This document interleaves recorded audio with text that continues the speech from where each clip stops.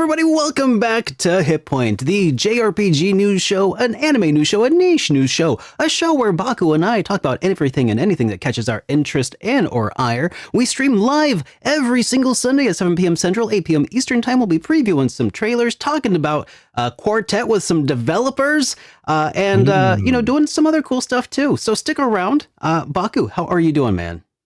I've been better. I think I caught something when I was in New York. Shame. How dare I don't do HitPoint, go to New York, catch something, and then complain about it in a terrible human being. I feel like I've listened to this podcast episode once before. Are you sure this isn't exactly a rerun? A year ago. It's almost like Baku doesn't learn his lessons ever. How could we possibly if we're seeing this turn of events? Go into a con and didn't expect to get con flu? What are you, a noob? Oh my gosh. Yeah. So yeah, but I'm okay for the most part. I just don't sound great. But I think this is just the body getting over the worst of the stuff. So that's okay. The audience is pretty used to that, Oh yeah, absolutely. You sounding terrible sounds like every Sunday. Other than that, things are going pretty well. Actually, I do have a short announcement for folks. If you guys don't mind, I will be doing basically 3 months of fundraising activities for Extra Life. Yay! So previous years, I've done it solo, and I'll do like a 12-hour stream, maybe 2 12-hour stream, maybe a 24-hour stream, but it'll just be by myself, right? Yeah. This year's a little different. I will be leading a team of streamers to to fundraise for Extra Life, and I would just let you guys know what our team name is this year. Our team name this year is Crusaders of Chaotic Kindness. So Crusaders of Chaotic Kindness. Yes, that really rolls off the tongue. Really rolls off the tongue. Love our acronym.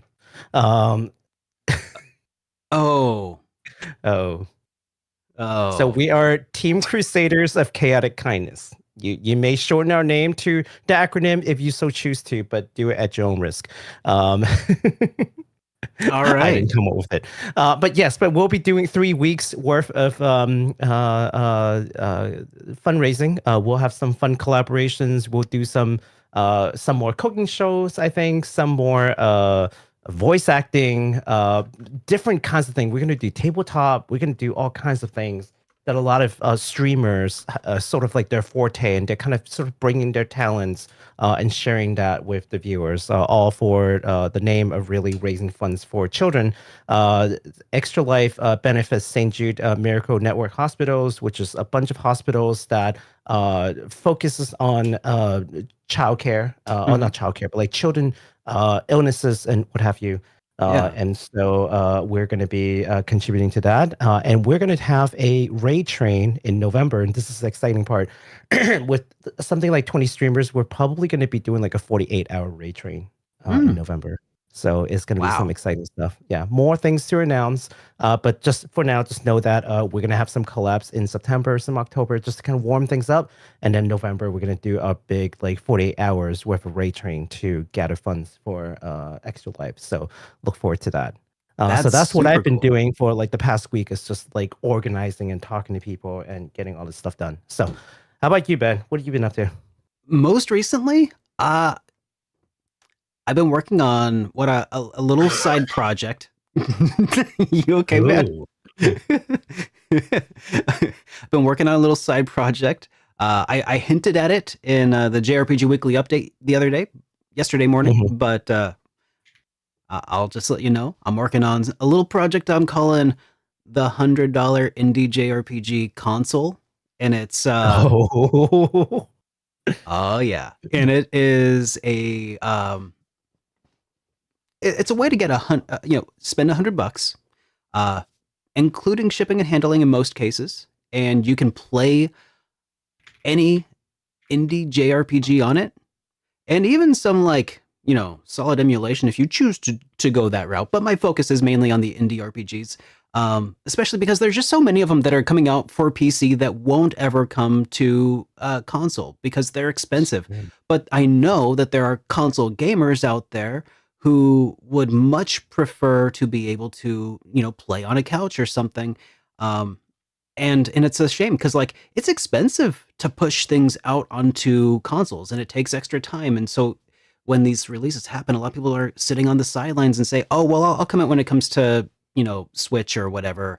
And like, well, Mhm. that's a great idea, but man, it would be so nice if people were able to experience them in a console-like experience. So essentially, I'm trying to replicate a Steam Deck kind of experience Mm. on very inexpensive, reliable hardware that's very ubiquitous that nobody knows about. So kind of spreading some awareness of how to do it. And anyways, that's what I've been working on and have been really impressed with some of the things that I've been able to do with it so far. So you'll just have to watch that later, though. Enough teasing of that.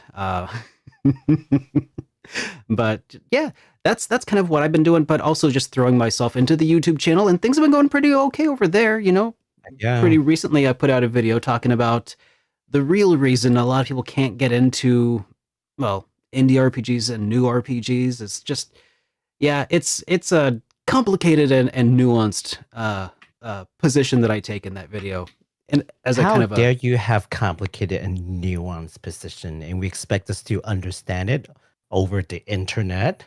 Impossible. the funny thing is it kind of started off as I was reading Reddit, and that was a problem. That was a mistake. I was on the JRPG subreddit. Shouldn't have been there. That's my bad.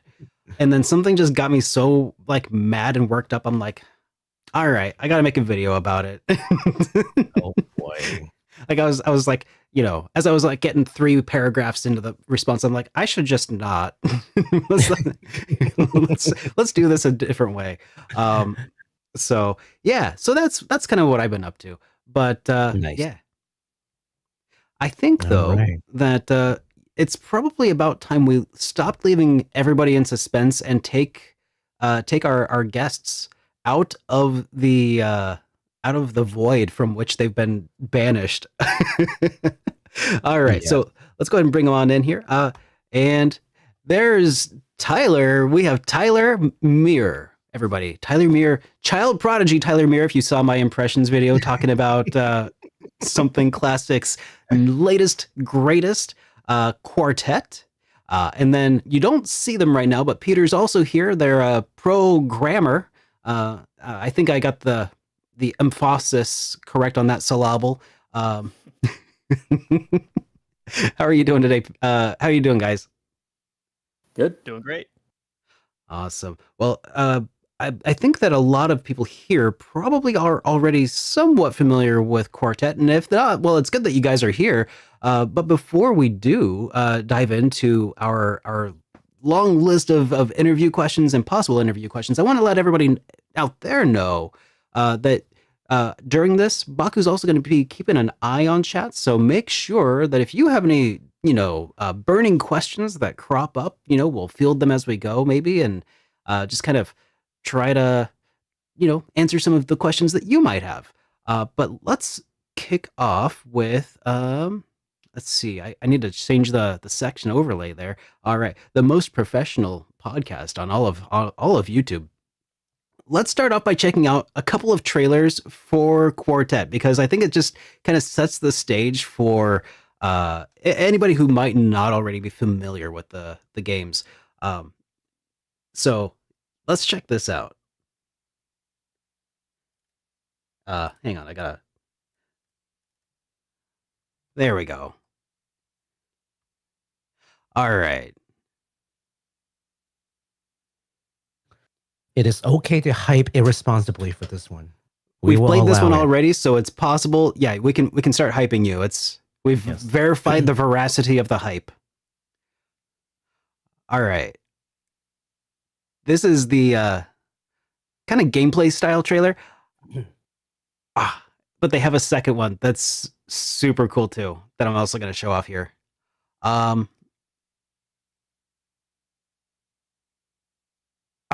Okay, so as you can see, it's a beautiful turn-based RPG. I think you hear some music in the background. It's pretty good too. I'm kidding. It's fantastic music. The illustrations are wonderful, and the gameplay is a lot like Shadows of Adam so far from what I've played of it, which is a good thing. It's a compliment. And the writing has been, you know what? Well, maybe we'll just gush about it a little bit after the trailer. So it's available now, Animated. on all of those PC platforms, Steam, Good Old Games, all of that good stuff. And also, I wanted to show off this trailer too. Oh no! What happened? No, what did you do? No. All right. Yes. Totally right. There we go. No. Whose idea was this? Our writer, Pat. Nice. He's also doing the narration. Oh. Wait, that's your writer? Yeah. I could have sworn I've met Patrick at a MacFest, or unless I was just Yeah, you wrong. definitely met us at MacFest a few years ago. I'm hearing. I was reports legitimately for a while. There's no trailer music. I'm hearing secret reports. The music isn't playing on stream. Oh, the music's not playing on stream? Is it not? Oh geez. No, it might not be. Oh Yes. geez. All right. Well, let me pause that here for a second because you guys need to hear it. Oh, I know. It's because I had to restart my computer to try to resolve another issue. I had fixed this issue, but then restarting the computer re-broke it. Okay. All right. So do you need a second or? Yeah. Here. No, I got it. Okay. It's done now. Let's restart this trailer. It's Saturday morning in Here you go. 1996. You are a completely unsupervised child. Now you guys might be getting an Leap echo, out of by the bed way. and Just grab toaster mute your pastries and a sugary browser if you drink. need to. It's a beautiful spring day, but you're not going outside. Well, Patrick's not in We're the staying in to play interview today, but QUARTET, we have the new the JRPG pleasure of by hearing his Something voice Classic nonetheless. Games. It's got everything. Fantastic locations. Dude, funny, dramatic legitimately though, characters, I thought twists, that turns, elaborate you guys might have got like sequences, Steve Bloom, devastating like magic legitimately spells, and airship. doing this I love VO. game, and you're going to Double be people super said that. mad when your parents make you turn it off so they can watch a VHS tape on the only TV in the house. None of that is actually happening. It's 2025. You have 45 minutes to play a game before your kids get off the school bus, and you want to feel that nostalgic sense of adventure again. Look at that. You should still play QUARTET. It's a JRPG for people with dwindling 401ks. So grab a flavored seltzer, put on your orthopedic socks, and flash back to a time when you had no responsibilities. You've earned it. There we go. Oh man. All right. Well, I guess since they couldn't hear the beautiful, I mean, they heard some music, so we'll just let this next one play so you can hear the music of this one again. Because you couldn't hear it the first time at home.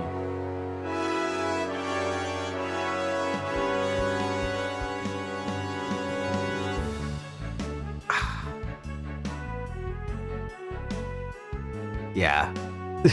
That's so good. Journey together with 8 heroes. I can't do the Pat voice though, unfortunately.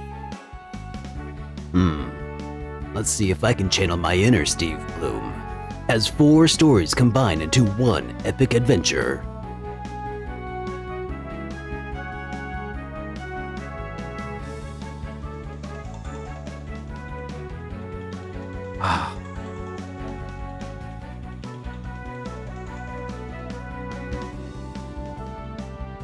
Unleash over 50 techniques.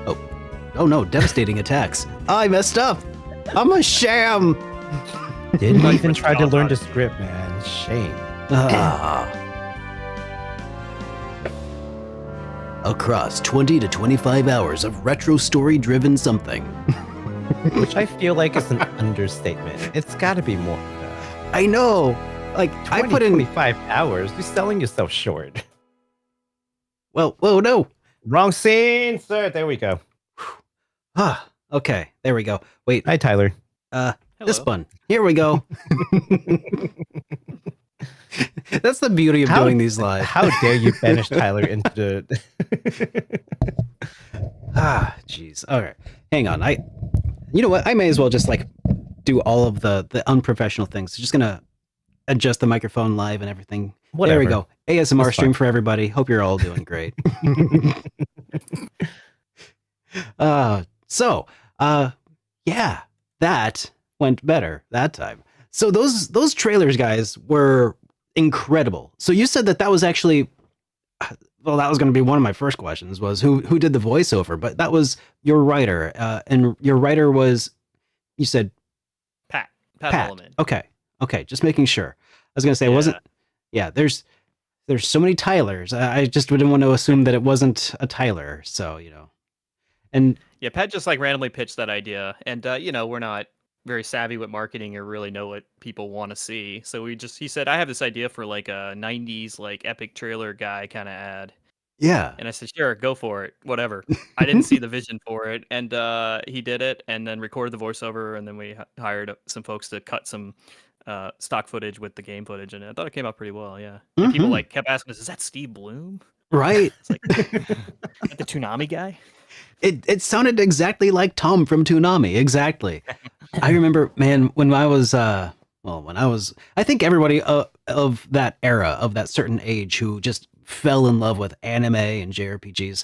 A lot of us experienced it through the lens of Toonami's curation and introduced to them every day after school by Steve Bloom, aka Tom the robot, and man,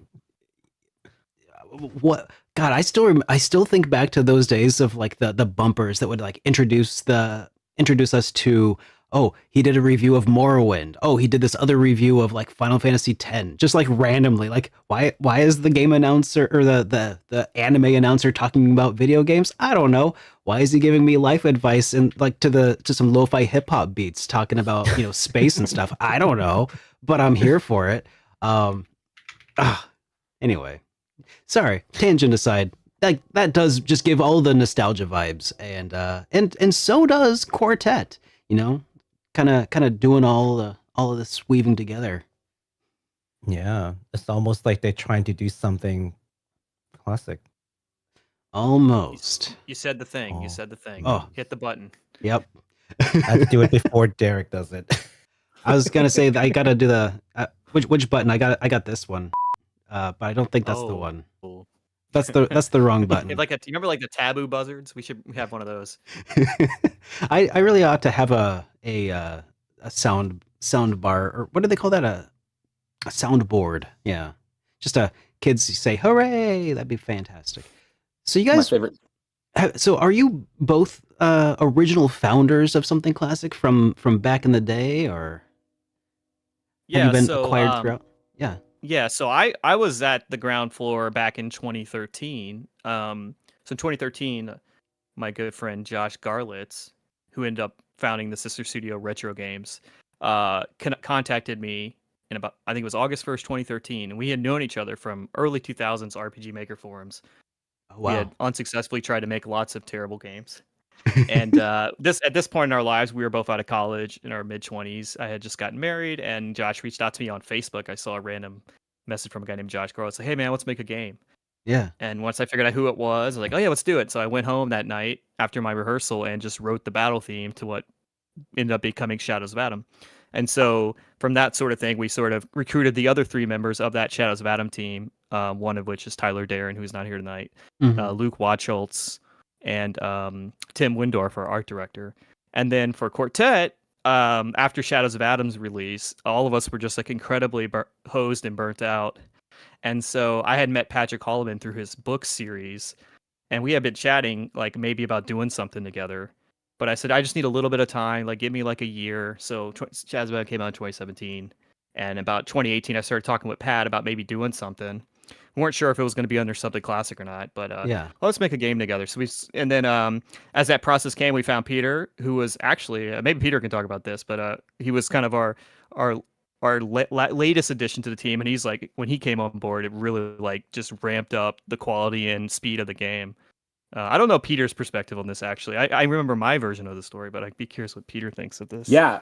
So I was a nosy Kickstarter backer. I backed Shadows of Adam, and I joined the Discord. They sent out a blast, and I joined the Discord. And I've always been kind of a hobbyist game dev, and so they had announced Quartet, and I'm like, hey, what are you guys going to use for maps, and they're like, oh, we're gonna use tiled in this, and so I built a prototype with tiled, and then I'm like, what are you gonna use for cutscenes? And they're like, oh, we're gonna use yarn spinner. And so I built a prototype using yarn spinner, and I just kept like doing this stuff, and eventually they just kind of reached out and were like, hey, do you want to work on Quartet?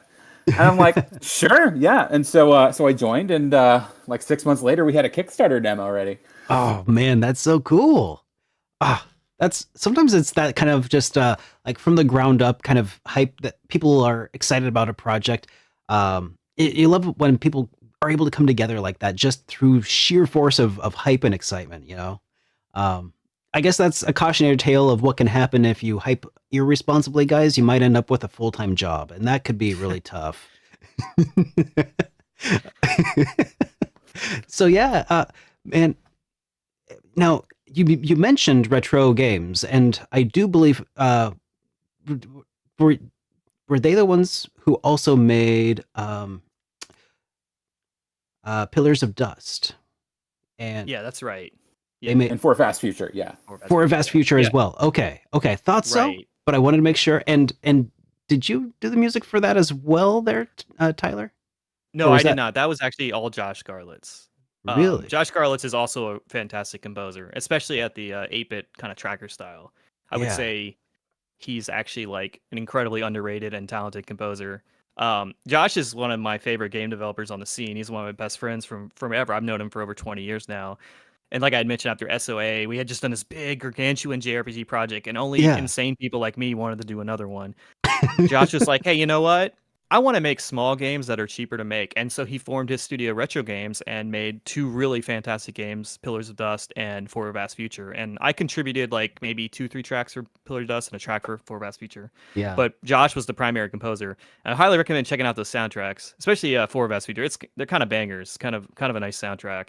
Truly. And yeah. and I think Josh has just got a really special talent for like really kind of honing in on like I don't even know how to describe it in words. Like when I played Pillars of Dust, I just remember feeling like, man, this game just kind of flows. Like it just moves. Like you play it and it just has this great momentum at all times. Yeah. That's like one of his really strong talents. And also he's just good at finishing games. In the time it took us to make Quartet, excuse me, he had finished Pillars of Dust, For a Vast Future, and now he's working on his 3rd game, A Snail's Tale, which is coming out apparently sometime soon. So he's just Really? insane. I haven't heard of yeah. that one. I need to get on that. Oh, maybe write this down actually. Actually, Baku, you write that down. You're writing down other stuff. A Snail's Tale. I'll need to check that out. Thank you so It's much full for of- Snail's it- Tale. It's a very super Derek coded game. There's just so many puns. Oh, well. I can't mean, remember I'm in the secret development channel, even though I'm not on the game. I see the chats, and he like told me the name of the final boss, and it was like this like incredible pun. I can't remember. I'm not gonna say what it is, but it had me laughing for a good 5 minutes. It's very silly. Oh, that's awesome, man. So I guess you've been around since the early days, and Peter's been around, well, since I guess for a few years now at this point, working on Yeah, Quartet. 2020, yeah. How have your roles changed or evolved over time? Like, have you guys taken on multiple hats at this point, or is it just kind of like, still like doing music, or do you get to play a role in like, story direction, anything like that? Yeah, I guess I go. Then maybe Peter could follow up. Yeah. So my primary role has always been as the composer for something classic. Yeah. So that's my primary job. That's my formal professional training. In Shadows of Adam, I did the music, and I call myself, I guess, the producer. I just sort of made sure content was getting done, the Yeah. general big picture of like getting the product made, and I also did the battle balance. So essentially, I balanced all the battle encounters, made sure the combat curves were smooth, tweaked the skills and all that stuff. And I more or less did the same thing with Quartet. I actually in Shadows of Adam, I took Luke Watchhold's script and staged the cutscenes. And I guess in my mind thought I was going to end up doing that on Quartet. But honestly, I'm really glad I didn't, because Pat Holloman is just a real phenomenal stager of cutscenes. He's like really like studied like FF6, so how the sprites move, how the cameras move. He's just done such a great job. So when it came to Quartet, that's one hat I got rid of. But I basically doubled the amount of tracks I wrote for Quartet, so I was plenty busy. I know. Maybe Peter can talk about sort of his role, which is a little bit of everything too, I think. Yeah. I'm the programmer, and I get my hands dirty with like doing the UI and tweaking we got a lot of art from our art director Tim, but occasionally like I need to kit bash some things out, so do a little bit of that there. But mostly mini game wizard. So there's bugs in the mini games, or we need a new feature, or Tyler or Pat don't know how to do a thing with the cutscenes. I'll hop in and then build it. Yeah. So. Oh man, that's so cool. So I guess coming from Shadows of Adam and then into Quartet, I guess you guys, they were both kickstarted, and obviously both were quite successful in being able to achieve that. How did the community's response to Quartet's demo influence the development of the game? Because that was one of the features of the Kickstarter, was like a 30-minute demo to start with, isn't that right? So we made a demo for our Kickstarter for Quartet. We actually made the 8th chapter of the game, where you get all 8 characters, because we figured if we could develop that and get the synergies and balance of how the whole cast felt together, that would be really important, and it'd just be a good showcase for like kind of that stage of the game's mechanics. Cool. As far as like the feedback we got was actually really helpful. I remember taking it to a lot of cons, probably where I met Baku at one of the MagFest up in DC. I did Awesome Con a couple times, and I remember I just had like a notepad out, and I would just have like every character written in a number 1 through 5. It's okay, after you're done playing the demo, rate their combat prowess 1 to 5. I just wanted to get everyone up to 4 or 5, so everyone felt like useful and fun, because a big design goal of Quartet was, well, first off, we said we're going to have a large cast of characters. That was like a tentpole decision at the beginning. Yeah. But they all kind of do different things, but we never wanted it to be like, hey, I just really love these 4 characters, and those are the 4 I want to use. So we always wanted to make sure if you just in your heart loved Juna, Alexandra, Ben, and Zikaron, you can take those 4 and win. So it was really important to me as the battle designer to make sure everyone had some emerging gameplay, some viability at the higher tier levels and stuff like that. So that was a big part of the early testing that really helped refine that. And that, of course, that went through all of development. But that, I would say that was the big part of it. And just like, I think with Kickstarter, it's, we've always been like a small niche studio. And I think with Kickstarter, like, unless you have a product that's really clearly made with a lot of money and really high production values, you have to sort of create a trust with your audience. The audience needs to know, like, hey, I trust that when I give you my money, you will deliver the product you promise. Yeah. Now, when we came to Quartet, it helped that we had already done one with Shadows of Adam. Yeah. We kickstarted it and made the game we promised, and people were pleased with that. So that definitely helped us have a nice floor. We need about double the money for the Quartet Kickstarter, and I think the demo and the fact that we had already done a campaign really helped. And so that campaign was actually way easier than SOAs. SOAs came down to like the last hours.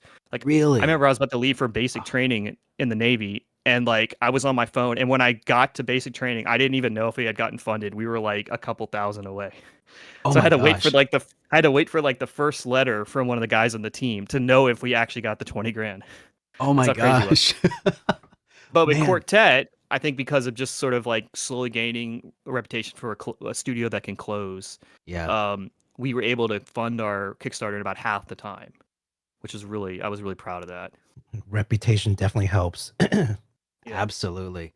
And it's a reputation that's obviously at this point been well earned, because I mean, as of right now, it seems like you guys have a pretty stellar overall first showing, I think, upon release. I mean, you were featured on such notorious shows on the internet like Experience Points with Super Derek. The Child Prodigy, I've heard.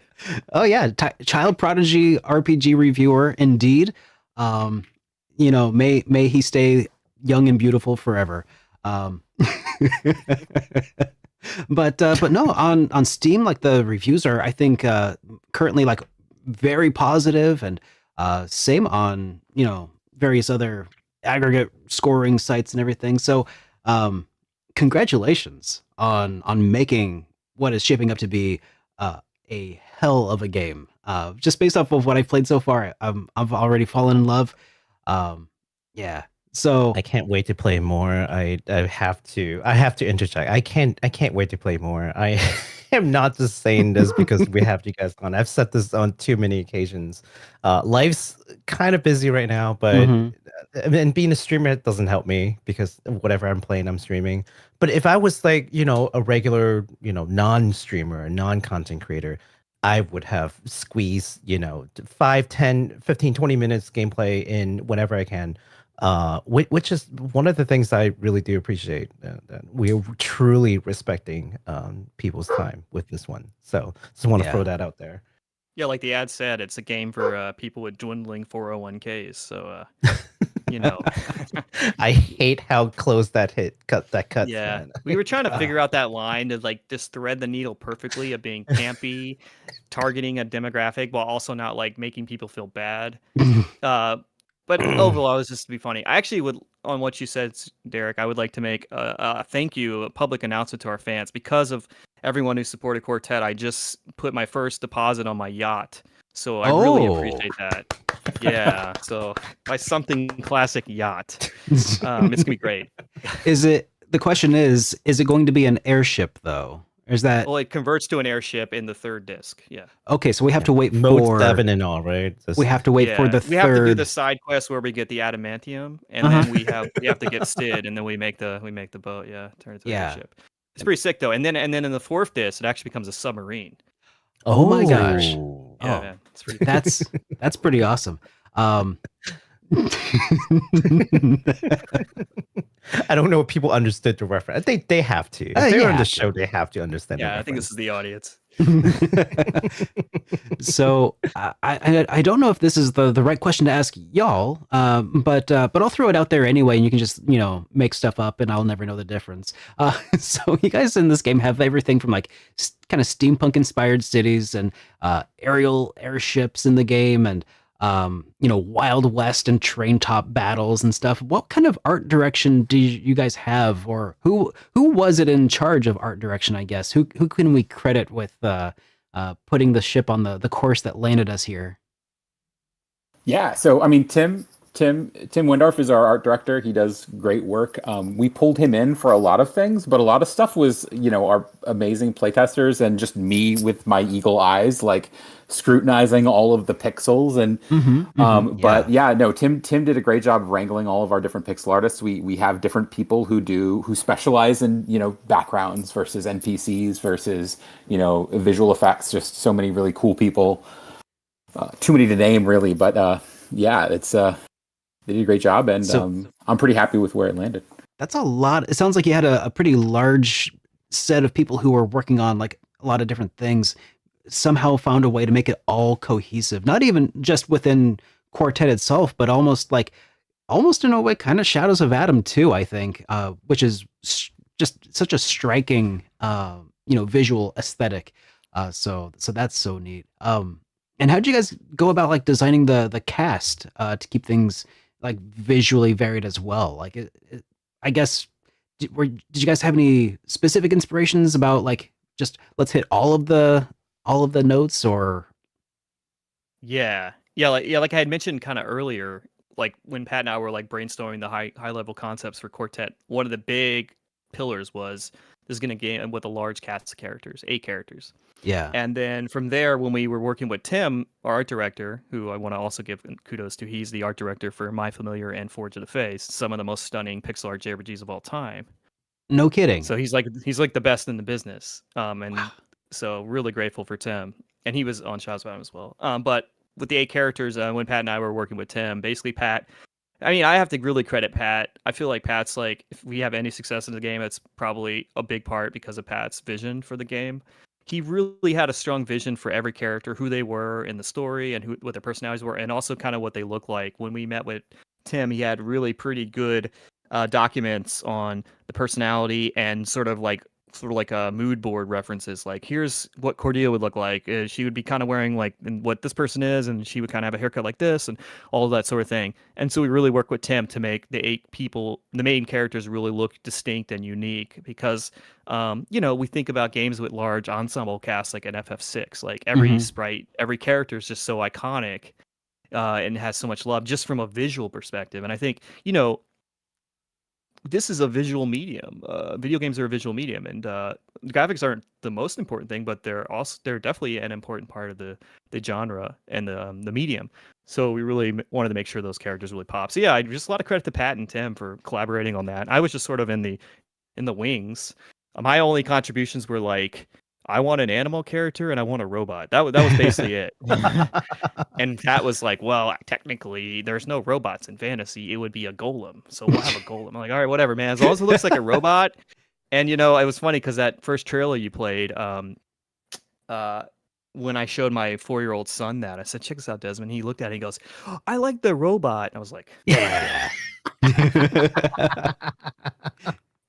Nailed it. I think that's one of the first thing that caught my attention about the game when I was strolling about in MagFest. Of course, I think at the time I was already talking to Ty about it. But when I saw the cast, one of the things that I'm just reminded of immediately is Final Fantasy VI, and I say that with love because Final Fantasy VI is my favorite Final Fantasy and probably one of my favorite 2D RPG all time. Period. But there's a challenge to that, and some magic that I've not seen really since is the level of care that goes into each of the characters. And FF6 had a pretty unique development history, which I'm sure many are familiar with. And so when I saw the amount of the similar amount of care that's given to each of these characters as I was playing through, that's the thing that really sold it for me. It's the large cast, but not too big. Right, it's not like 100 characters or even 50 characters. It's sizable but not crazy. And I this is the reason why I'm like, okay, I need to jump into this. I need to really experience this. So I just appreciate the kind of details that goes into all these characters, the little jokes, the little off remarks. It just really feels like, yeah, that person would say that or would do this thing.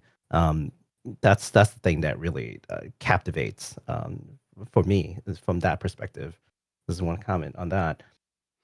Yeah. So next up, I wanted to talk a little bit about the music. Because I mean, visually, it's obviously it's easy to see a trailer and be like, oh yeah, I get a pretty good feel for the breadth and the scope of the visuals and kind of what it's gonna feel like. Dude, when I started playing though through Alex's story, the music featured within just instant wide grin right on my face. Now, you are not just a game composer, but you arrange jazz, you're a trumpeter. So obviously, I think that your background in jazz and a horn has clearly influenced the kind of the musical identity of Quartet pretty significantly. Could you tell us about some of your influences?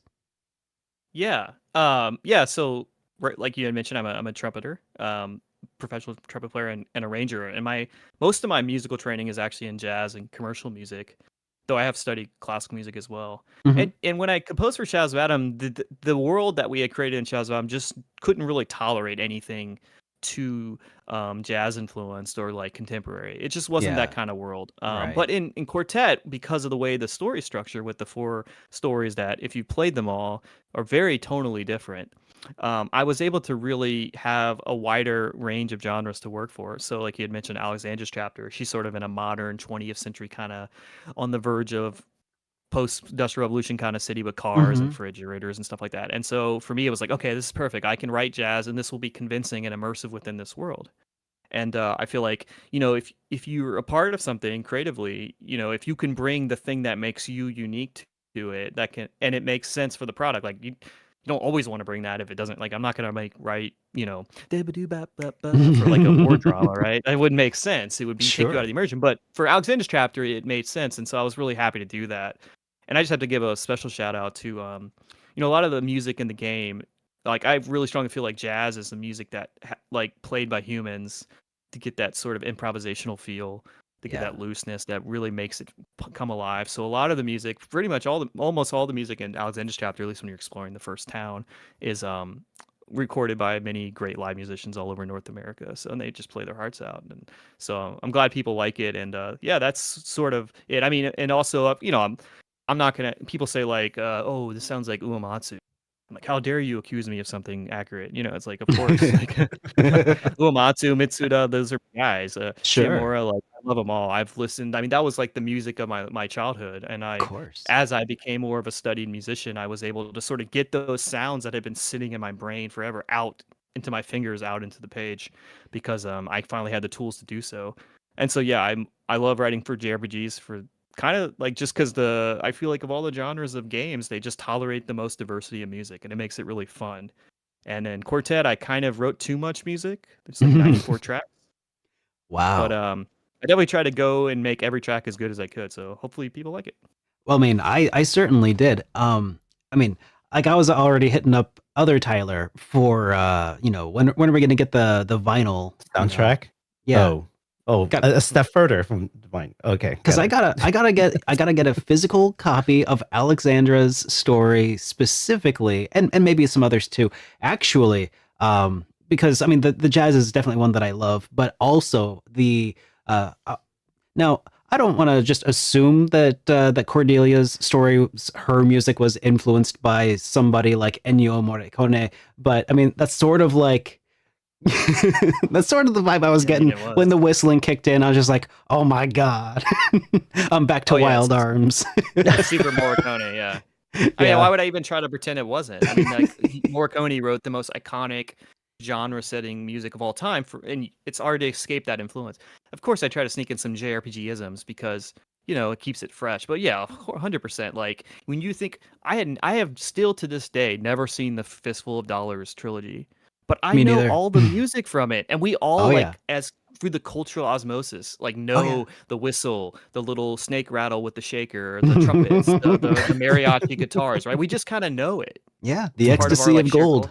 Yes. Yeah. So yeah, it's 100% Morricone, and I had a blast doing the music for Cordia's chapter. I got to tell you, it was so much fun. Oh my gosh. Yeah. I mean, I could probably geek out about the music for about as long as I actually played the game so far. I cannot wait to spend more time in it and cover more. But one of my questions that I wish that I could ask other composers like directly that I finally get a chance to ask you is suppose for the sake of argument that maybe I really liked the music featured in the chapter of Alex. Alexandria. Yeah. Who would you recommend that I go check out on Spotify if I wanted to like scratch that itch, a few months from now? Yeah. So the music of Alexander's chapter, a lot of the music is heavily inspired by a jazz composer named Thad Jones. Thad who Jones had a big band in the 1960s in New York City. Like, and people like I assume most JRPG fans are not going to know that reference, and so like there's a track that plays when her refrigerator breaks, and it gets kind of hectic, kind of like a fun, hectic energy. Oh yeah, and that's just like straight up a tune, not literally, but it's very similar to a tune by Thad Jones called Fingers. But like in the context of a JRPG, it feels very fresh because you're just not. When we ever hear Thad Jones outside of hearing him at the Village Vanguard in 1964? So yeah, Thad Jones is a huge influence. Pretty much all the great big bands of American history, the Count Basie Orchestra is another good one. So if you're looking for that, that would be who I would suggest. And then like the shop music is probably more like I don't even know, maybe like an 80s like sitcom kind of theme, I guess. I know. I remember like maybe it was you, Derek, on one of the latest streams that like you got to the part where her radio started playing the music and just kind of lingered for a little bit. But like that was me trying to do like my best like late 70s or 80s like sitcom and featuring Alex, the shop girl, that kind of energy. Yeah. Oh man. Yeah. Kind of remind me a little bit of like the Weather Report. A little bit, maybe. Yeah. I don't know. Just that upbeat like. Okay. Wait, anyways. you mean the band Weather Report or the Weather Report? Oh, I mean, why not both? Yeah, it could be both. I know Peter's a huge fan of the music that plays in the what was it, Peter? The Storm Watch and the Weather Channel 2006. The one that sounds like it was written by Shimomura. Have y'all heard this? Uh-uh. just check it out. Maybe Peter can link you afterwards. It's like a track that this guy, this like library composer did for like a weather alert when there's a storm. And if you listen to it, it just sounds like straight up a Kingdom Hearts boss banger. Oh, that's awesome, man. Oh my gosh. So, okay, I guess we can begrudgingly maybe move a little bit further away from music for now, but maybe I'll ask you why there's not more ska punk in JRPGs later on. But you know, that'll be an off topic. Well, that'll be later. So yeah, the story though is obviously very ambitious. 8 whole characters and 4 sprawling stories that kind of interconnect in at the end. It's not a spoiler to say that because you kind of led with that, you know. So I feel like I have to mention that every time I say that they will converge, because otherwise people will be like, "Hey, spoilers." But yeah. So Patrick Holloman was brought in to help direct the game. So what was it like working with someone who literally studies the design of these JRPG classics? Want to take this, Pete? Yeah, no, Pat's great. He just like that was why he came on board, and he just ran with it. So like you guys spent 2 years in pre-production, Pat just writing the script, and you know he has a strong personality, a strong vision, and you know we let him cook, right? Like that was what he was here to do, and we just like let him cook, and it came out great. I love how different all the characters are. Like you don't have to love every character in the game. They don't have to love each other. Right. Like, and that really comes through. And I really enjoyed like, you know, playing the game, like, because as the programmer, you know, you're fixing the bugs and you're focusing on, you know, new features. And so it was really neat to be able to see the game evolve and play through it as like, after he would build a whole chapter, like you just go through and you see this for the first time and you see how everything fits in. And it was really fun because we built the game out of order. You know, we built that Chapter 8 demo for the archives, but we did it without any spoilers. So, like, he wrote it slightly differently. And so when we came back and got to that point, like, he, you know, tweaked all the dialogue so that it fit, you know, a little bit better with you know, the story as it evolved, as he built it. But, yeah, no, he's fantastic. He did a great job. I was really happy, you know, with the characters and all of his work. And, yeah, can't say enough nice things. Oh, that's so cool, man. So the mission statement at Something Classic though says you guys are all dedicated to exceptional turn-based RPGs with modern sensibilities and games that can be kind of consumed piecemeal by folks with limited amounts of time. So how does that kind of manifest, or how did that manifest while developing and designing Quartet? Yeah, I mean, you know, we really want to tell a deep and dense story, but we really have tried really hard, and kudos to Pat for doing this, keeping the pacing tight and keeping the kinetic energy of the plot always moving forward. A lot of more modern RPGs kind of take a different path where it's more about like living in the world and really taking your time. I remember playing Persona 5, for instance, and even in the like transition menus, it says take your time. This is a different side of experience, and that's a totally valid one in a game I quite loved. But yeah, so we just trying to target sort of a different audience, a different sort of like play experience, and just like simple things like, you know, you can save anywhere, you don't have to get to the manual save point, stuff like that. Amy, my wife, was a huge fan of that, by the way. That's great, yeah. And one thing I think like that's been really interesting since release is, you know, as we have been just sort of enjoying people playing on Twitch or whatnot, YouTube, I've been realizing that like a character chapter is like the perfect length for like a stream, like an hour and a half, 2 hours to just do the chapter, and then okay, this is a great place to stop, and it feels like you made a lot of progress, you got a lot of story, you got a lot of gameplay, and so like each chapter is a nice little chunk of gameplay that's in a manageable time frame. Yeah. You know, it's not like gosh, I remember like in one of the FF7 remake chapters, it was like, gosh, such a long chapter.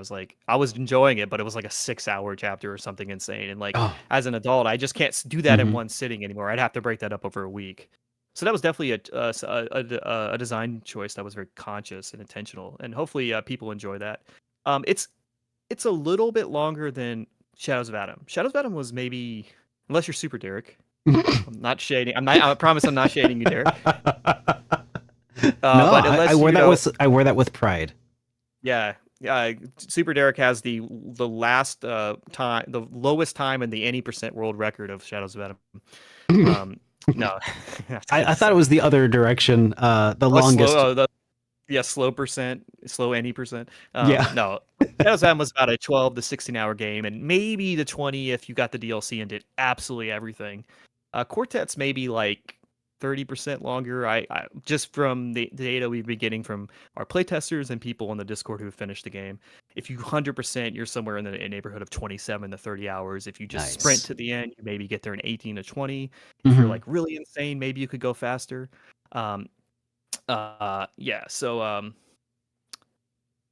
Yeah, I like we did a lot with quality of life stuff in the game, right? Like, if you game over, you can retry. You can open the menu and rekit yourself and heal up. If you messed up, right? Like, you don't need to grind, right? You can like Tyler did a great job balancing so that like if you just fight the enemies on your way to the boss is beatable.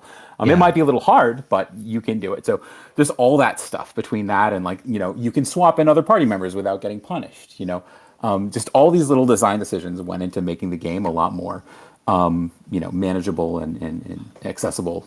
Oh yeah, talking about swapping in and out characters from the back row, man, I love that choice to bring that back from some of the classics that I loved playing through growing up, like Breath of Fire, especially like Breath of Fire 2, and just that's such an awesome mechanic. I was only able to use that in one of the chapters I played through so far, but I think that's going to be a big boon when I eventually get to the later chapters.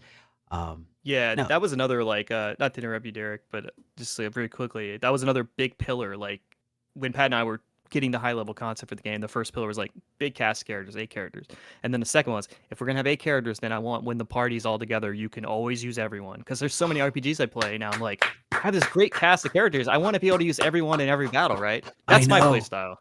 Yeah, I've never been the kind of guy who just like picks the 3 and just rocks with them. I love like when I played the great game Cosmic Star Heroine in 2017. I remember just like really having fun. Like every time I got in a new battle, I would just change my party. You couldn't swap in battle, but that's just how I like to play. And so we're like, we'll just steal the FF10 system straight up. I'm not pretending we didn't. We just took FF10 system and did that exactly.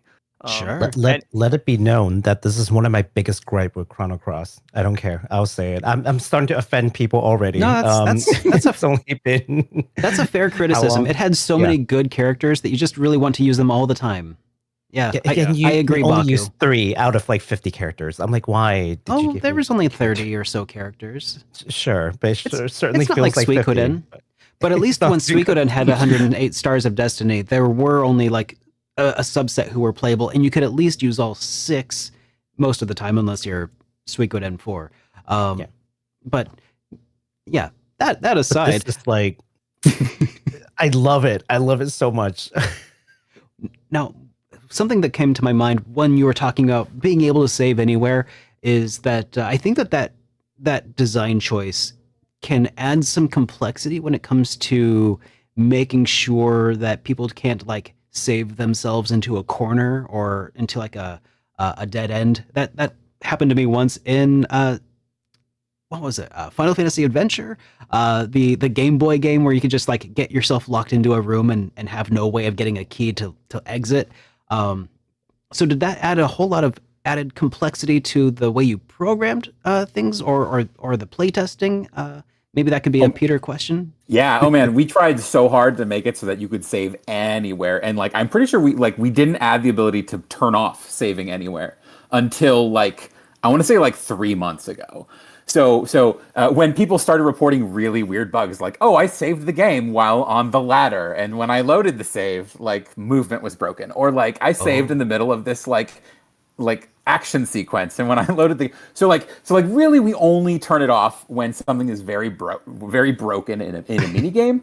But even aside from that, like there's so many cutscenes in the game where like a cutscene happens and then there's characters who are on the screen, and like if you save and then load, and like you kind of expect the characters to still be there. So there's just so much like extra complexity in the state management and writing of those cutscenes that just needs to be there in order to keep a consistent vision and yeah. So it wasn't. I mean, like it's one of those things where you're like, oh, just turn on the menu and like hit, you just let people do it. But there's just a lot of weird things to consider, especially. All you need to do is make a dump of the entire contents of someone's RAM, and that's your new save file. It's a 16 gigabyte save file. What could go wrong? Yeah. So anyways, like I said, Amy is a huge fan of the fact that I can save anywhere because she, for whatever reason, doesn't believe me when I tell her certain games just don't allow for it. And I know that there are logistical reasons why other games might not allow for it. So huge props to you guys, because I think that also really plays into being able to make the game fit the audience that you're trying to reach, people who have limited amounts of time and just, you know, want to get into that really what's the word? Nostalgic kind of style RPGs. So yeah, thanks. That's nice. So We're glad you enjoyed it. what do you guys think makes for a great JRPG experience these days? I mean, you can't like I think you guys are trying to not just rely on nostalgia and you know people's memories, but what do you think makes a great JRPG experience in 2025? Not just necessarily like what you guys do for like Quartet, but like just in general. Yeah. I mean, so my answer in this is going to be heavily biased toward my own preferences. So just keep Sure. that in mind as I say what I'm about to say. But what I always loved about JRPGs, what made them feel so different than other games and even other RPGs, was that everything in the game was designed in a way to sort of serve that linear authorial story. And that's what really made me fall in love with the genre. That's what made them feel so different than, you know, Mario or computer RPGs, which were very different kinds of games. They were more like Totally. D&D in the sense.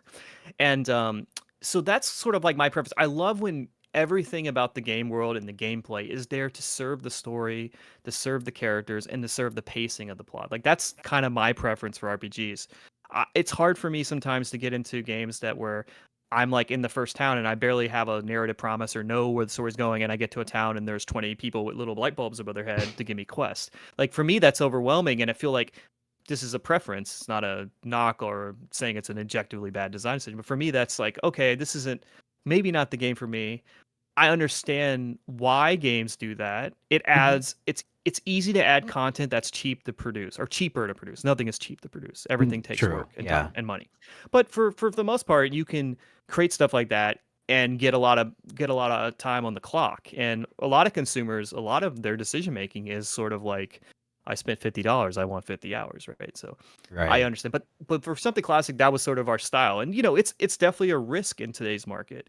In Quartet, we're like it's unapologetically structured like a classical JRPG. Like basically the style of JRPG from maybe like 1991 through 2008.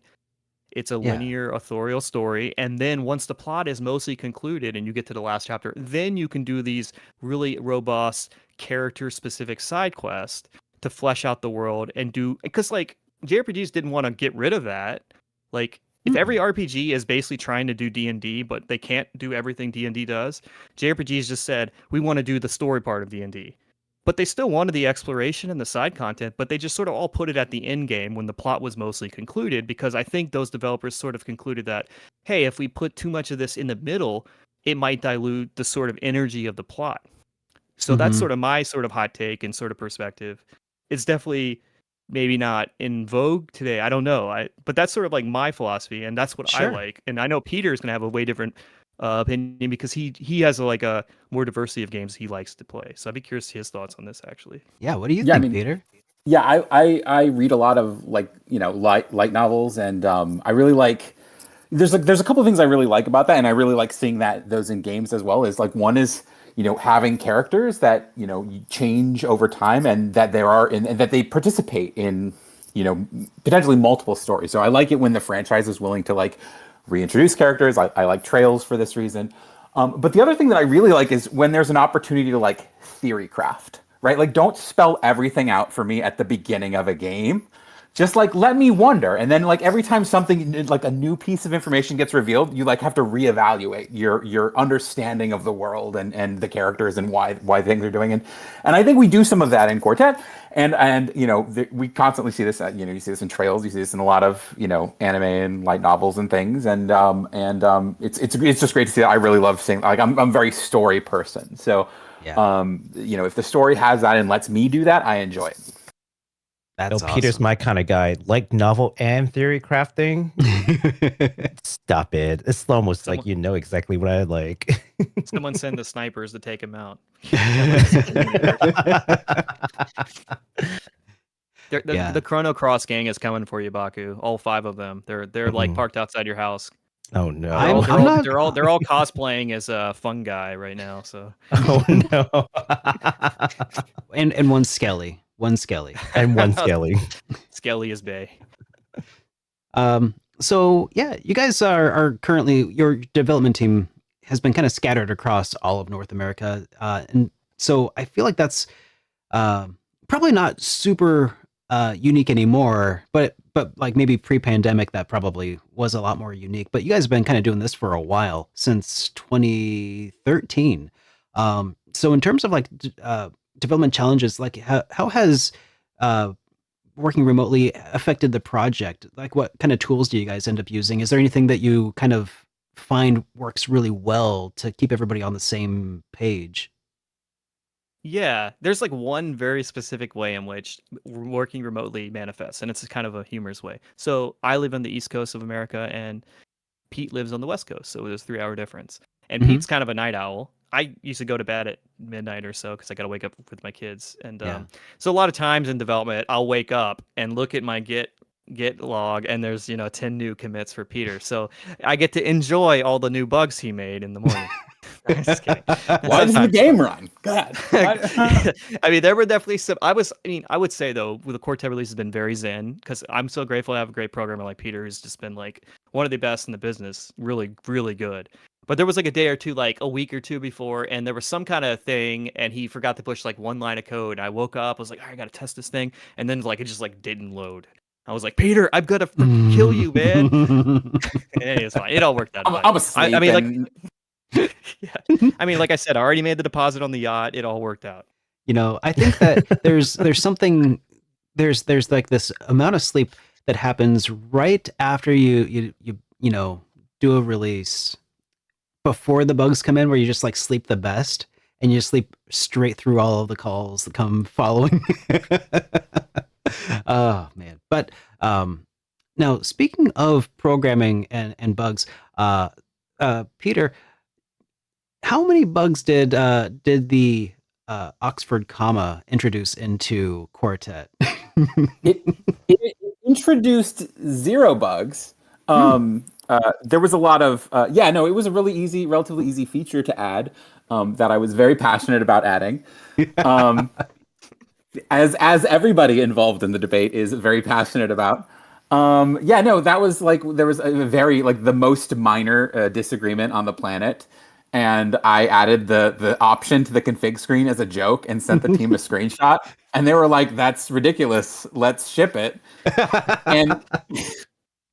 And so we did, and then there was like, it hit the front page of Reddit, and it did. And people had some interesting feedback on it. Like, actually good. They're like, hey, how come, and this is coming in 1.1, very important update. How come when you're hovering over the option, the description of the option doesn't have an Oxford comma in it?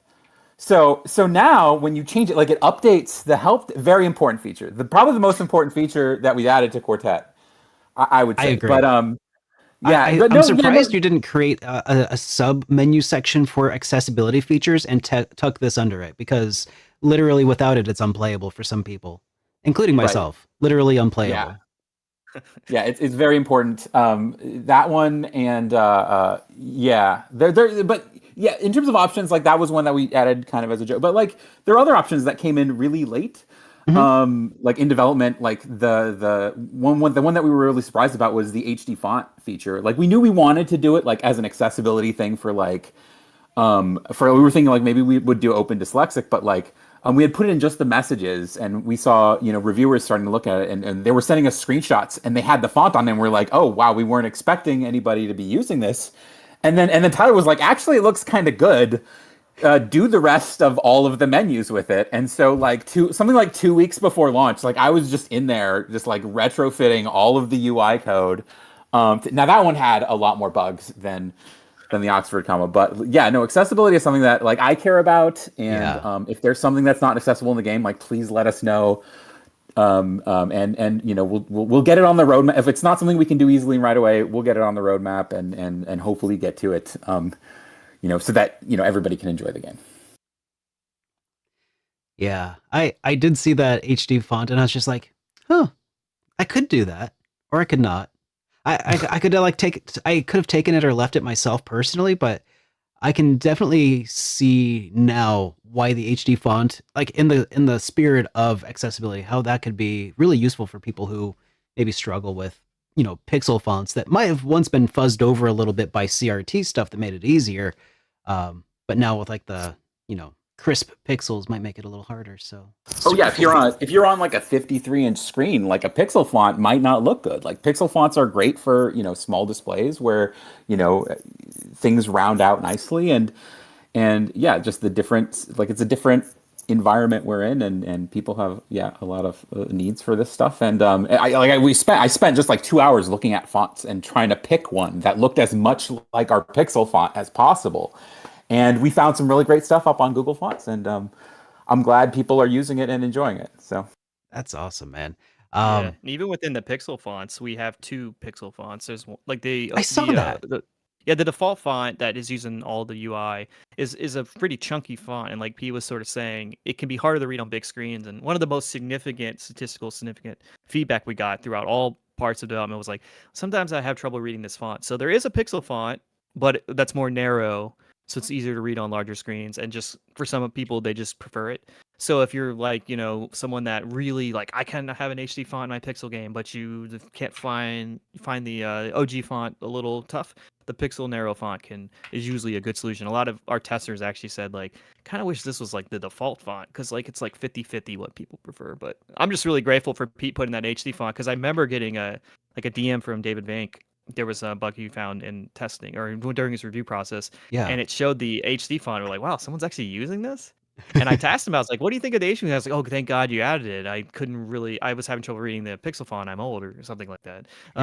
And so I'm just grateful that Pete put that in. And I understand that some people might see it and they'll be like, this is sacrilege. This is a pixel game. How dare you put an HD font? But like, if that helps people play our game and love the game, then that's worth it to me. And it's just an option, if you're like one of those like anti-Oxford comma people too, you can turn it off. Oh, we don't talk about those kinds of people here. Yeah, you should be shunned and pushed out of society, but no, I have no. There was a funny thing on that Reddit thread where people were positing like how speedrunners could use the option to like save a frame of text or something. Right, which is ridiculous because you have instant text. Come on, guys, get with the program. But no, it was just funny. It was a great thread. And someone sent it to me like, hey, did you see this thread? And we had like 20,000 upvotes and like 500 comments. I was like, wow, I'm glad I pre-ordered that yacht. God, crazy. If everybody who saw that just bought one copy or maybe 2 copies of QUARTET, one for themselves, one for their dog, then yacht time. Yeah. I mean, I already bought it and I put my family in crushing debt that I'll never be able to pay off. Oh yeah. But yes, please buy the game. So a long time ago, when I was composing some of these questions, I wrote something like, with QUARTET's release now imminent. So you can tell it's an old question. What are some of your plans for post-launch? Or I guess, are you already doing your post-launch plans? Yeah, Peter sort of already alluded to this. When the game came out, it was a really good release. It was very stable build. I was feeling very much better than the SOA's release, which launched with some issues, and I was very stressed. But I can only speak for myself. Peter had a lot more work to do than me, and so we just kind of like checked around, like what were people saying, like the most things they wish the game had. Yeah. And the consensus was sort of around two things. The first big one was a lot of folks said, I won't play this game unless it has a hard mode. I heard it was easy. And for some players, it might feel easy. For casual, normal players, like it can be very difficult. It just depends on sort of your experience level and what your expectations are. So Yeah. that's the first thing we're doing is a hard mode, which Okay. is kind of like just gives a little more edge and makes you have to like really sweat a little bit. So that's the thing. And then we're doing a battle turbo toggle. So like if you for Oh, some yeah. reason want to like hold a button down, or actually there's two ways you can engage it. You can either tap it once or hold it down. It will just kind of like Like a let the animations toggle run a or- little faster. Yeah. Yeah. And that was like, I have to admit, being old and out of touch, that's like those sort of feedback sort of surprised me, because when SOA, it was sort of like they either liked the game or they didn't, and that was sort of that. And then I was like, wow, in 8 years the market really has changed. And I thought about it a little bit. And I said, like all the Pixel remasters have fast forward buttons, and like Persona games, Claire Obscure, like there's hard modes, like there's like a subset of the audience that's what really gets them going. It's not for me personally, but like not every option of the game has to be for me. So Sure. that's the two main things we're doing. You know, and I like will little say, bugs here and there we fix. So, I do also hear a lot of people who are into like story mode, story mode games where it's Right. slightly easier. So I wonder, yeah, and we do have that in the game. Something Peter kind of mentioned earlier about Okay. when you die in a battle, yeah. you can restart it. Like you can go in your menu, you can heal, you can re-gear loadout. But there also is when you have that option, you can go into your config menu and set your difficulty to casual, and just makes the enemies a little less threatening. So people are just like, hey, this ain't for me. I don't want it to be that hard. I just want to enjoy this great story Pat wrote. Yeah, that's for you too. Like we want to make sure like people who like, there's like many flavors of people who like these games. And so hopefully, these options make them feel a little bit more like they can engage with the game in the way they want. This game is never going to be Shin Megami Tensei. It's just not. But the hard mode is definitely pretty challenging, I would say. Oh, that's awesome. That's going to be a lot of fun for, people who enjoy a little bit of pain, But if the hard mode ends up not being enough, we'll release another mode called ROM hack mode, and it will just be punishingly absurd. Well, I was going to say, like, just call it proud mode. Everybody has 1 hit point. Every enemy always attacks first, so the only way you win is if you get a 1% dodge. Oh my god. It's just called get good mode. It's good. Just call And it when you skill die issue. when you die, instead of saying game over, just a skill issue. And it's like it's in like the Mortal Kombat text, as like the blood dripping Yeah. down, like the fatality text. And there's no Maybe you save, could- and you have to start back from the very beginning. Just deletes the Oof. game. Yeah. At least Just deletes your hard Game, drive. and then it You have to makes buy it you have again. to rebuy. It makes you have to rebuy the game. But then we also rig it so you can't like drop reviews. So it's like, Oh, yeah. you chose this path, man. Like once you select get good mode, you actually can't switch out of it. Oh, Yeah. yeah. You're Permanent, committed. You um, can't say that stuff, Tyler, because I'm gonna think about how to build it, and like that's just using my powers for evil. So But yeah, we have I kinda wanna definitely, and sure, we have plans for a version 1.1 update, and then past that, we'll see. We're coming to consoles at the end of the year. I was going to Switch ask about and- that. Ooh. Yeah, Switch and Yeah. PlayStation. That's probably our most asked question. Mhm. As a small team of 4, it's just really, I mean, just managing a release on Steam, GOG, and Epic all at once was very challenging.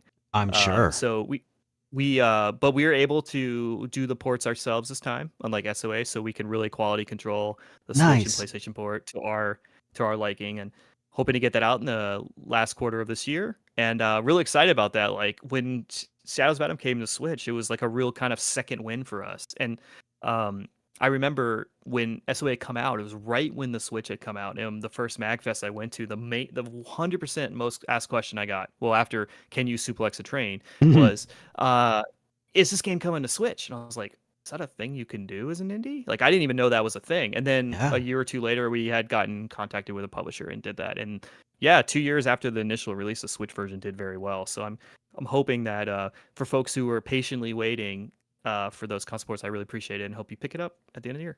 Yeah, and hey, like I mentioned at the top of the show, this game might also be coming to the $100 indie console that I'm talking about. So I mean, who knows? I'll see if we can work something out. I'm kidding.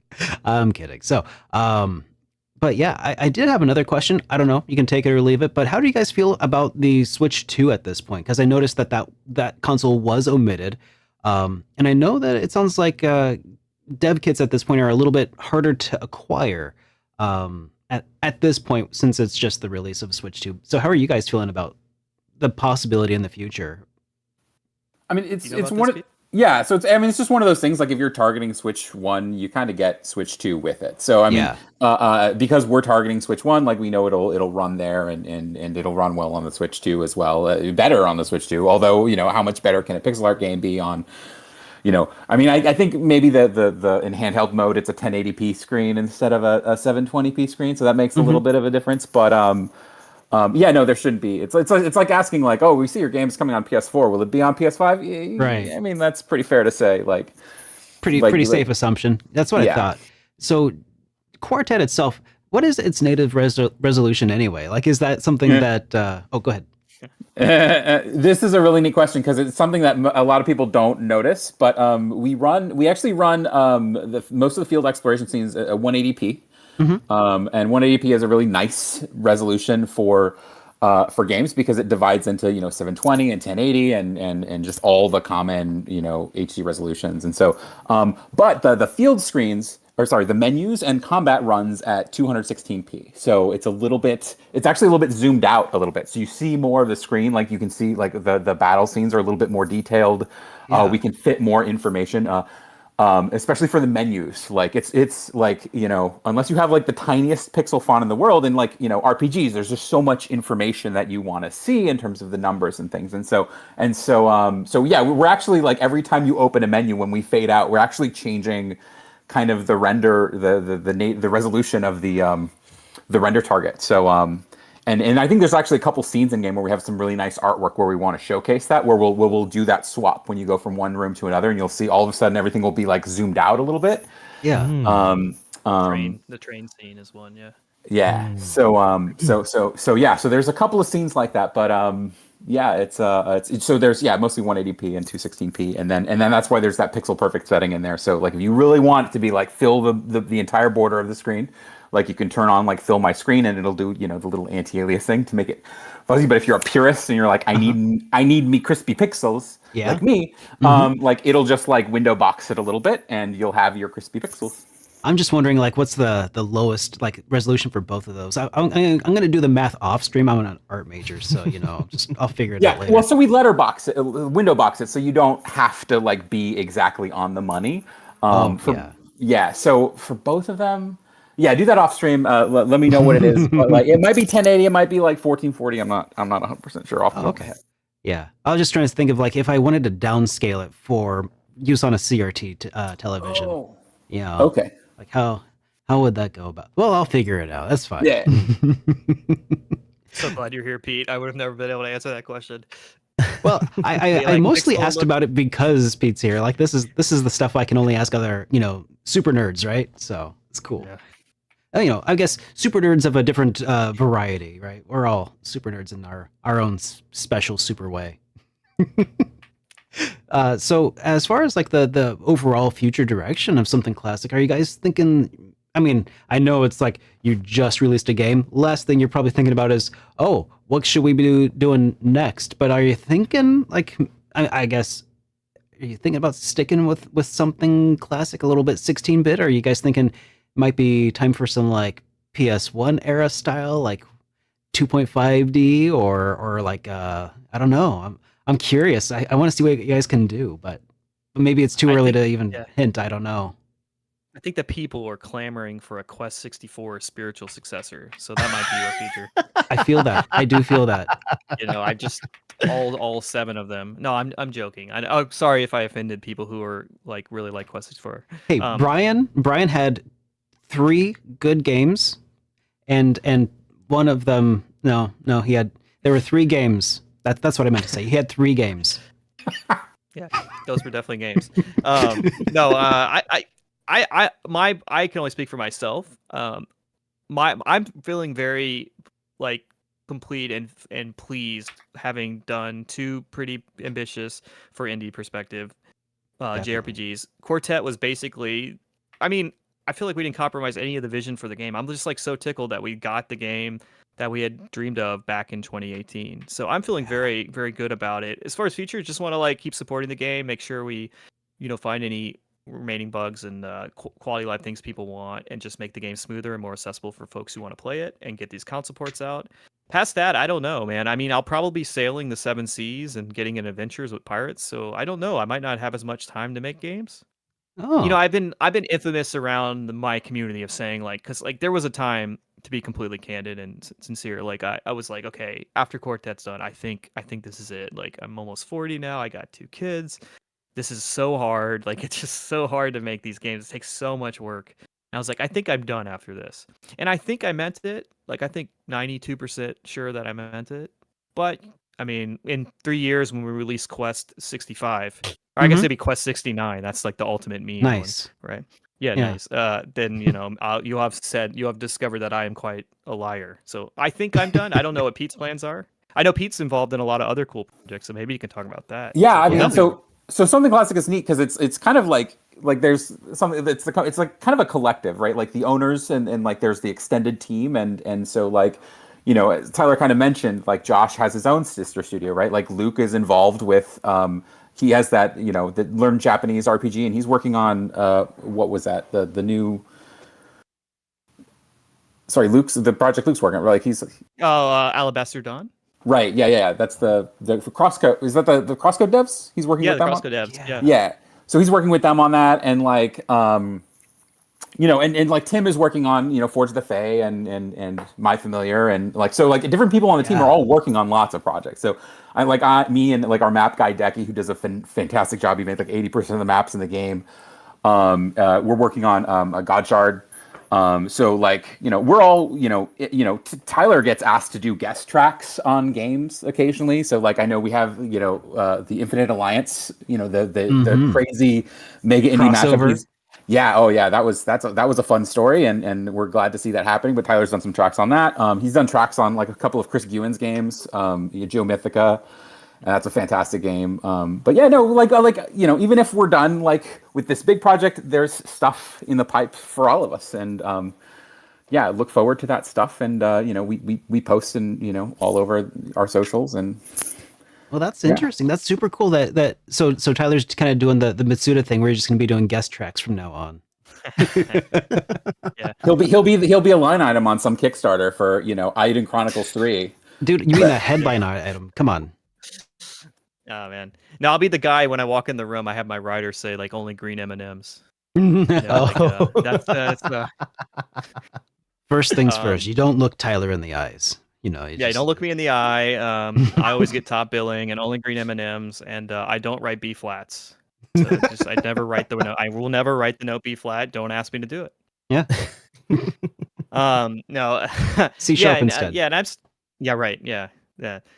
And like Pete, I mentioned, like, so I'm still involved as a composer in other games. I do music for My Familiar, which is one of my favorite projects to work on, and I'm one of the co-composers for Forge of the Fae as well. So I suspect I'll still be involved in some capacity. But as far as like being a producer of a big game, we'll see. But like I think what Peter is sort of hinting at, what makes this community so great, and like shout out to our friend like Josh Halloran, who did 8-Bit Adventures and is doing Infinite Alliance. There's just like a lot of really strong community amongst all of our developers who are kind of in this really niche space. And Josh, I gotta hand it to him, Josh Halloran, really kind of brought us all together for Infinite Alliance.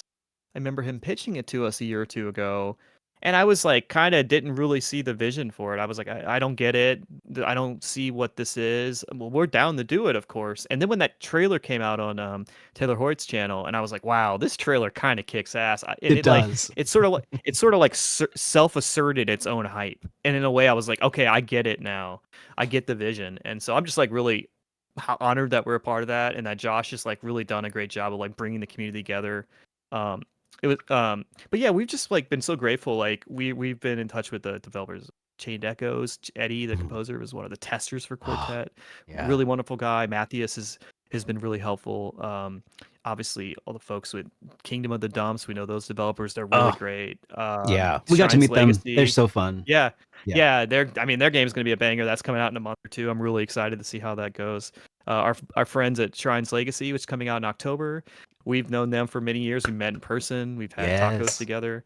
And it's just like a really cool community of really hardworking people. So like if something classic never makes another game, don't worry. There's gonna be lots more of great indie RPGs. And I have to say this, I promise I'm not setting up there, but like I still like think about you giving Shadows of Adam a chance was like a huge watershed moment for our company. And I think like has really like kind of normalized bigger creators giving these games a chance. And like it's so hard to sort of get that like validation from outside the niche, right? So like I just have to thank you for doing that. Well, thank you very much. Jeez. Can we praise me now? Sorry. Yeah. I mean, That's yeah, all right. let's. We've been talking about your music for the past like 4 or 5 interviews, and every I time we appreciate stop, that music's because one guy on amazing. YouTube made a comment and said he didn't like the music, and I was really sad for like a day. I feel that, man. I'm like half joking. I get those comments every day about Oh, God. you. Just kidding. About Oh me. yeah, that Tyler Mire guy No. doesn't know a B flat from a C natural. But what I really do mean though is like it's the rude ones that do stick around, no matter how hard you try. So I feel that. But no, the music has been incredible, and it's been the highlight. Well, one of the many highlights every time I get to play, a bit of My Familiar, Quartet, Shadows of Adam. It's just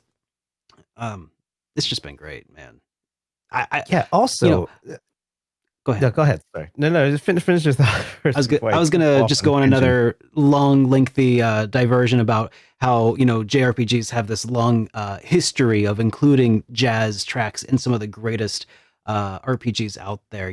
Breath of Fire 3 is like a really big one for me personally, but also like Persona 5 had a huge role, I think, in shaping and influencing my personal love for jazz and its inclusion in so many other genres. But I'm glad to see Tyler keeping the tradition alive, and yeah. Okay, so I'll give some praises to Tyler really quick, and okay. this is gonna inflate your ego maybe just a little bit.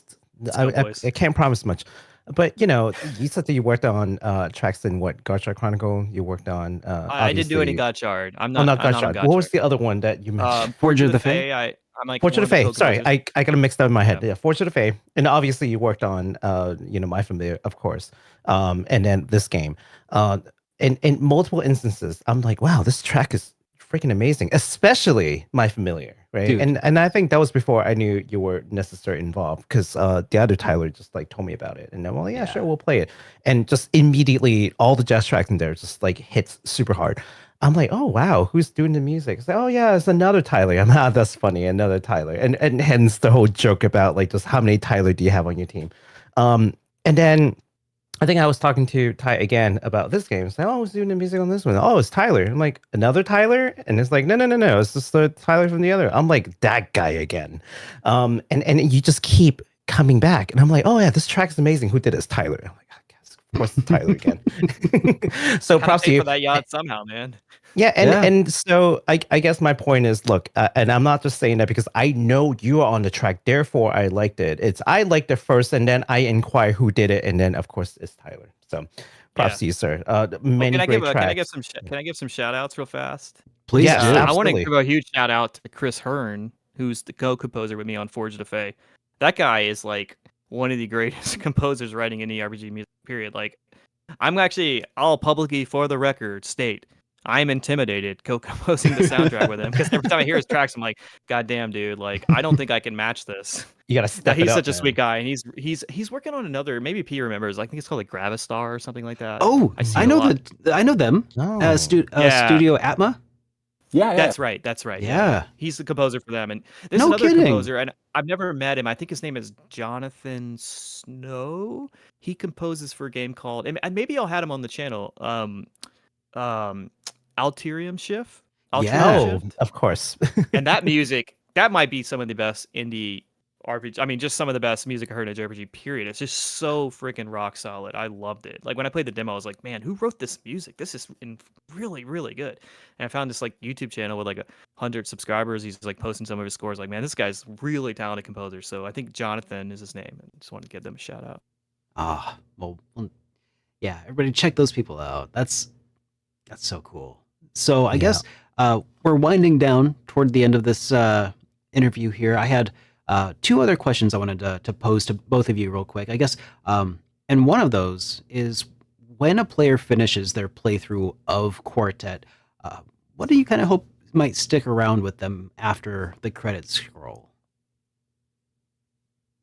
Yeah, I mean, I hope that people feel like their time was well spent, and then I hope they just they think about the story a little bit, and that's really what I hope sticks. You know, Pat always says like this is his sort of theory of like games with stories is like if the story is like really memorable, that's the thing that's going to keep you coming back years and years later.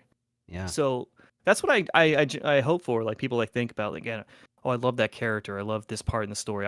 That's really memorable. Like obviously when like the great example as earlier as this year was Claire Obscure Expedition 33. Like yeah. what was like people like love the gameplay and the challenge of the time hits and all that. But what the thing I really took away was like, man, people are just really loving this story. It really emotionally moved them. So that's what I hope people get from it. But everyone's gonna find like a different thing in the game, hopefully that they take away from, and who knows what it is, you know. Yeah.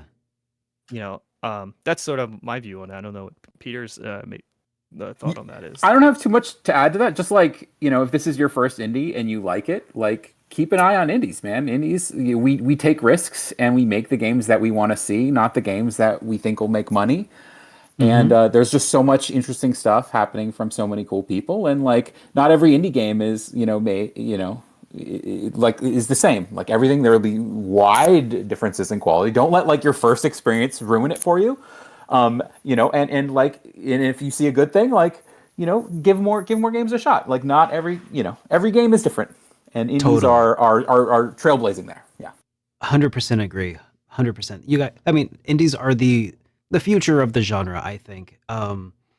Especially with AAA making a bunch of things that just cannot afford to fail. They have to become the Nickelback of storytelling, Well, they have to make games for they have to make games for everyone. Like Yeah, and when you make a game for everyone, you kind of make a game for no one.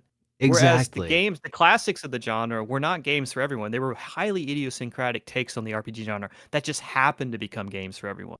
Yeah. But it's not like they were making a game where they had to like everyone needs to like this game. Every single kind of person has to like it, and that's just like not impossible. So it's kind of what Peter said. Yeah, we just kind of make the games we want to see, and hopefully people like it. Like we took a lot of big risks with Quartet, knowing that there are certain people that just might not care for it, and that's okay. But we can kind of afford to do so because we're not spending 50 million, and our stock or our shareholders have to see like a quarterly return of X amount, or Exactly. else we're you know what I mean. We don't have those perverse incentives. Yeah. Yeah. Which I and think we try to be as transparent about it, and like you put that info on the front page, you try to put on your Steam page like this is the kind of game it is. It's turn based. Clearly, we have a demo. People can play it. Like, and if it looks like the kind of thing you might like, give it a shot. Now, Baku, I think throughout the stream, you might have been keeping an eye on chat. Did they have any questions that you think we should let them, let the audience ask real quick? Did we field any? Absolutely. Okay. I've been keeping track of it. All right. So this is kind of like the second part of the interview of questions from the live audience. And of course, if you all want to keep throwing questions as I'm asking these questions, feel free to do so. Maybe new things are popping into your head as I'm asking these questions. So the first thing that we're getting is, does this game have any missables? And I think what they're meaning is like important missables, not like, oh, a potion here, potion there. Like, who cares? Yeah. So there are some chests in the middle of the game, like maybe like a handful, 2, 3, 4, that I think are technically missable, but then you can just buy them in the end game. So Oh, okay. which I like, that was like one of the last things I did. Like most dungeons, I would say 85-90% of dungeons you can revisit later in the game. There's a few that are like for story reasons cannot be visited, like they blowed up or something or whatever. And yeah, so I like made a shop in the end game. It's like, hey, if you didn't get this, then you could just buy it later. By that point in the game, those items probably don't have as much value just because there's better weapon. But some of them do like kind of unique things. Like there's a dungeon I can think of in Chapter 6 that has this one big chest. It's like right in front of you. You got to kind of figure out how to get the force field down. And it's a weapon for Zikaron, and it's not the strongest weapon, doesn't have the highest stats, but it does inflict poison. So it has some tactical use throughout the game. And if for some reason you missed that, you could just buy it in the last game chapter if you missed it. So That's but super no cool. missable side quests, no missable like major plot points. Like everything is meant to be accessible from the at the end of the game if you missed it the first time around. Yeah, no That's so missable nice. achievements. Like you can get all the achievements in one run, like guaranteed. Thank Yeah. you. Yeah, And right. I mean it. Thank And you. there's no points of no return in the final dungeon either. So like when you get to chapter 11, this isn't really a spoiler. It's like I mentioned, it's very structured after the story structures of classic RPGs. You get your vehicle and you could just go straight to the final dungeon and do it if you want to. And right before the final room, there's a clear like thing. It's like, hey, if you touch this, we'll warp you back to the beginning, and now you have a two-way teleporter. So you can go all the way up right to that final boss, and then say, you know what, I want to go out and do some more mini games or whatever. Like the old joke is. So yeah, there's no like point of no return. Like once I go here, I can't go back, and I can't get these. No, you can always leave, and you can always do that. That was something we definitely wanted to do. Oh, perfect. Yeah, one of my biggest PTSD moment for RPG is FF10 2, where there's this one little thing in the very beginning, and if you missed it, you cannot 100%. You can't 100% the game, and you cannot ever go back to that little thing. It'll be like 0.02% of the game. I missed that. And if, I missed that on my playthrough. you know exactly what I'm talking Oh, about, yeah. and I I played do it too. without a guide. Oh, it's so grating. FF9 has a lot of missables too. Yeah. Oh, jeez. It drove me nuts. And it wouldn't be so bad if it didn't also include like a percentage meter showing you how much you did, because they knew that 99.9% of people would miss it unless they bought the guide. Hated Yeah. that, but thank you so much for making it mostly unmissable, or at least if it's missable, Recoverable it's if you miss. Yeah. recoverable. Yeah. All right. Yeah. Here's another question. I'd like to know what the developer team's favorite front four is. So who are your favorite, like, four character to put in the front? Oh, and Quartet?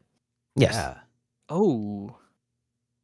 I guess I'll go and then maybe Pete can go. Let's see. Man, I like I mentioned, I like kind of bringing everyone in and out. Yeah. But I guess for now, I'll just say I like Alexandra because she's got a really nice defense down that does a lot of damage too. And her closer move, Pile Driver, is like really insane on some bosses. I think she's really underrated. I've seen Especially some on tier lists. the train boss. That one that is totally in the game. That's sarcasm. Or is it? Who No, it's knows? sarcasm. DLC. So I saw some tier lists of Quartet characters and people were ranking Alex low, but I think she's low key goated. Alexandra, I like Ben a lot. Ben has a lot of utility. He can kind of do a little bit of everything. He's kind of a jack of all trades. Cordelia is just kind of a boss eraser if you use her right, so she's definitely in my front row. Though she has to be properly supported because she's a little squishy. So yeah, Alex, Ben, Cordelia, and then I guess for my fourth one, it would be either Agatha or Nikolai. They're kind of comparable roles, though they're slightly different. So I would kind of swap them in and out depending on what I needed. But yeah, I think that's my top four. And then, but like I said, I pretty much use everyone because that's just how I like to play. Yeah. The meta on the characters is so unique because like everybody has a reason for them to be in the front, and like you can argue about it, but like there isn't a right answer, Sure. except for Agatha because she's the fastest, and so you want her to be in the front because if you need to swap somebody out first turn, like boom, she's right there and you can get them in. Oh, that's That's huge utility. actually that's the time I hadn't really thought about Peter, but I wonder if that'll become more of a meta, like using Alex as like a speed swapper because she's so fast. Yeah. Ooh. But like Oh. I've seen 2-3 tier lists of Quartet characters ranked. David Vink made a great video, and there was another reviewer. I'm completely spacing on their name. I apologize. And a couple people in the Discord, and everyone had different rankings. And I would show the rankings to people in the Discord, and they're like, "Oh, that was a choice." Like, so people have some strong opinions. But like that's something that I love. Like, I want people to have different opinions on the characters. I think that makes it fun. You can feel like you sort of personalize your playthrough. Like, I really like Juna. Like, I'm going to keep her in the front no matter what. You can make that work. So it's something I'm really happy about. I think that just means that you guys done a great job balancing the characters, like truly. Because if there was one tier list that everyone's just like, oh yeah, no, definitely, no doubt, yeah, that's it right there. The rest of them are just whatever. Then you know that it was imbalanced, right? But the fact that people can argue and that there's just really no right way to go about it, that's testament to the balancing, and this is fantastic. Okay. So another question. I think it was Floppy Dog. While I appreciate shorter length RPG sometimes, I also do enjoy 50 to 60 plus hour journey. Is it possible for a longer game in the future? So I think that sort of goes into, what you guys were talking about. Like, what would you make another game? Like, could it be longer? I mean, so we are planning some, content updates and DLC that will extend, the amount of time that you can spend with the game. And I think that combined with, the hard mode, like the battles will take longer and you'll need to, fight a little bit more and grab things, and so I think I don't know if it'll get to 50, 60, but I could see, once the DLC is out, us being like in the 30 to 40 range, maybe. Nice. Please don't take my word for it, but it could happen. Sure. My advice for anyone who wants to make this a 50 to 60 hour game, start streaming. You immediately turn this into a 50 hour. Trust me. And Derek can back me up on this. Trust me. If 100%. You really want this to be a 50-hour experience, so start streaming the game. Easy. You don't have to wait for something classic to give you any extra content to stream it. You just spend the first hour of every stream remembering where you left off. Engage with your chat, do some voice acting. There you go. That's one of the features. That's one of the killer features, actually, of QUARTET that I never even talked about. But it's got a little story option where you can pull up the menu and it'll tell you what your objective is. Like, here's what you're trying to do right now. So nice. We call that old man mode. My memory is what it used to be. I mean. Yeah. I appreciate it as an old man. Yeah. I can't deny it. I hit the big 3-9 today or the other day on launch of QUARTET. Yeah. So thank you for that birthday gift, guys. That was, really elaborate. But I really appreciate how 7 years in the making just for you, Derek. Man, I believe it. They plotted that for 7 years. I've often said to be a YouTuber, you have to have at least a little bit of narcissism. Yeah, in order to believe that people actually would care what you have to say to start with. just a hint, just a dash. Just a dash. But okay, well, you guys hear it first. There are some DLCs in the works, and we definitely look forward to that. All right. Another question. Comment/question. I'm only 14 hours in, but the world building so far makes me think that you could build upon this.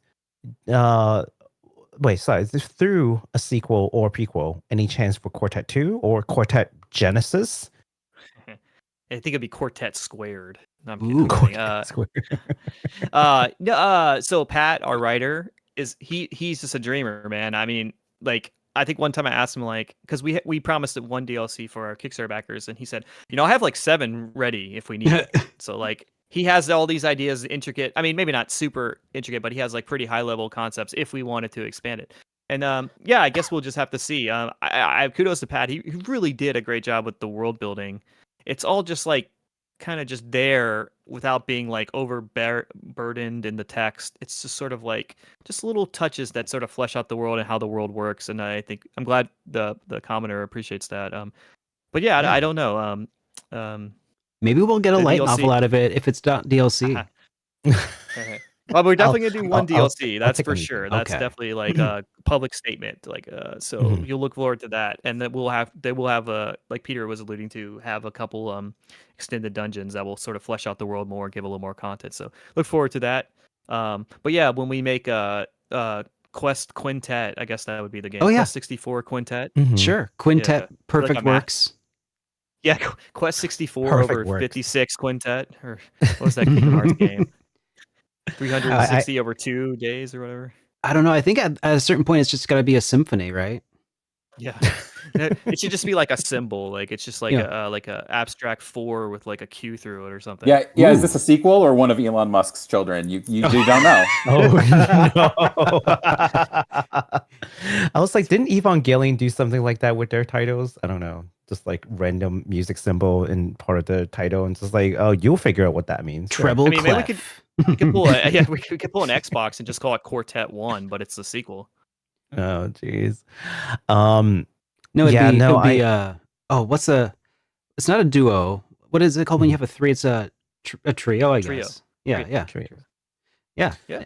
That's the prequel trio. I will say the first thing I noticed is the character. The second thing I noticed after playing all 4 like prologue chapters, but I've had the opportunity to play all that through like different times.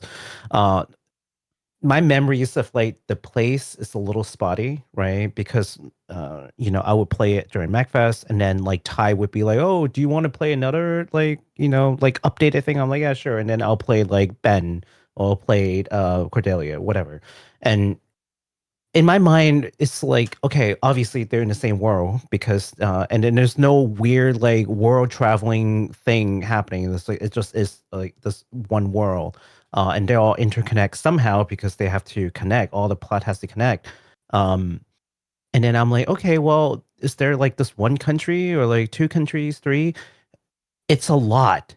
And it turns out that once I really take a step back and I thought about like the 4 different like chapters and the geographic area or the like the culture, Regions. the things that's Mhm. happening with them, like the worlds. First of all, they're vastly different, and I don't know how you make all these work, but they do. But then the second thought is the vastness of this is nothing I would expect from an indie RPG. It is much wider and much larger, much more fleshed out than anything I've ever seen in an indie game, like by far. And because I have played through it, I have faith that it would be well written. It wouldn't just be like, oh yeah, no, there's all these things, but then like there's nothing that fills the voids. Like actually, there's so much.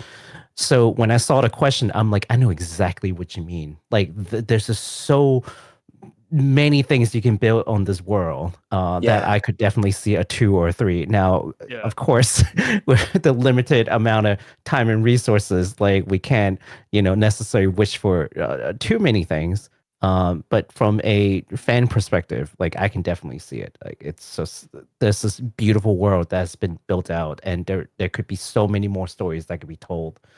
So props to Patrick for that. Yeah, and when you get to the last chapter of Quartet, as I mentioned a few times in this podcast, you really do get to explore the world in its fullness and really get to do some really intimate character side quests, which I think people are really going to enjoy. That really flesh out the world, really reveal more about who the characters are, and get some pretty dope gear. But yeah, like this game was always like a really story first game. Like that was like a big like another tentpole that we wanted to do. So we really wanted to like lean into that. Like Pete said, we just like let Pat cook. Like, all right, Pat, we're gonna trust you to write this story. And like we didn't micromanage him. We trusted him. Like I had a few big picture ideas, like the robot or whatever, but like I'm not a writer, so that's about the extent of my help. But yeah, I'm glad to hear that people are enjoying that. And I would say if you're just got through the prologue chapters, you're in for a ride in the next few chapters. I hope you enjoy I it. can't wait. You have to. Please. I gotta finish Judgment first, and then as soon as I do that, I've made the plan to jump straight to it. Originally, I was gonna stream a different game first, but then because I already had that slotted, but I'm like, nope, guys, I'm gonna finish Judgment, which is gonna be like 2-3 chapters, and then I'm gonna straight into Quartet and play through its entirety. Okay. Here's another question, more of a lighthearted, fun question. Speaking of stealing from FF10, did you also steal the 200 plus lightning dodges from FF10? Please say no. No.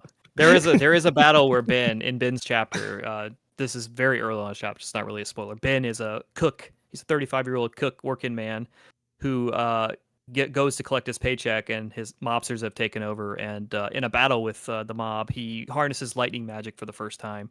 And so while you're not dodging lightning bolts in the first few battles with Ben, the enemies certainly are, because he hasn't quite learned how to use it correctly. So there's like a scene or two in a battle where he's like trying to shoot a lightning bolt, and there's like a tree he's trying to hit, and it's just dodging.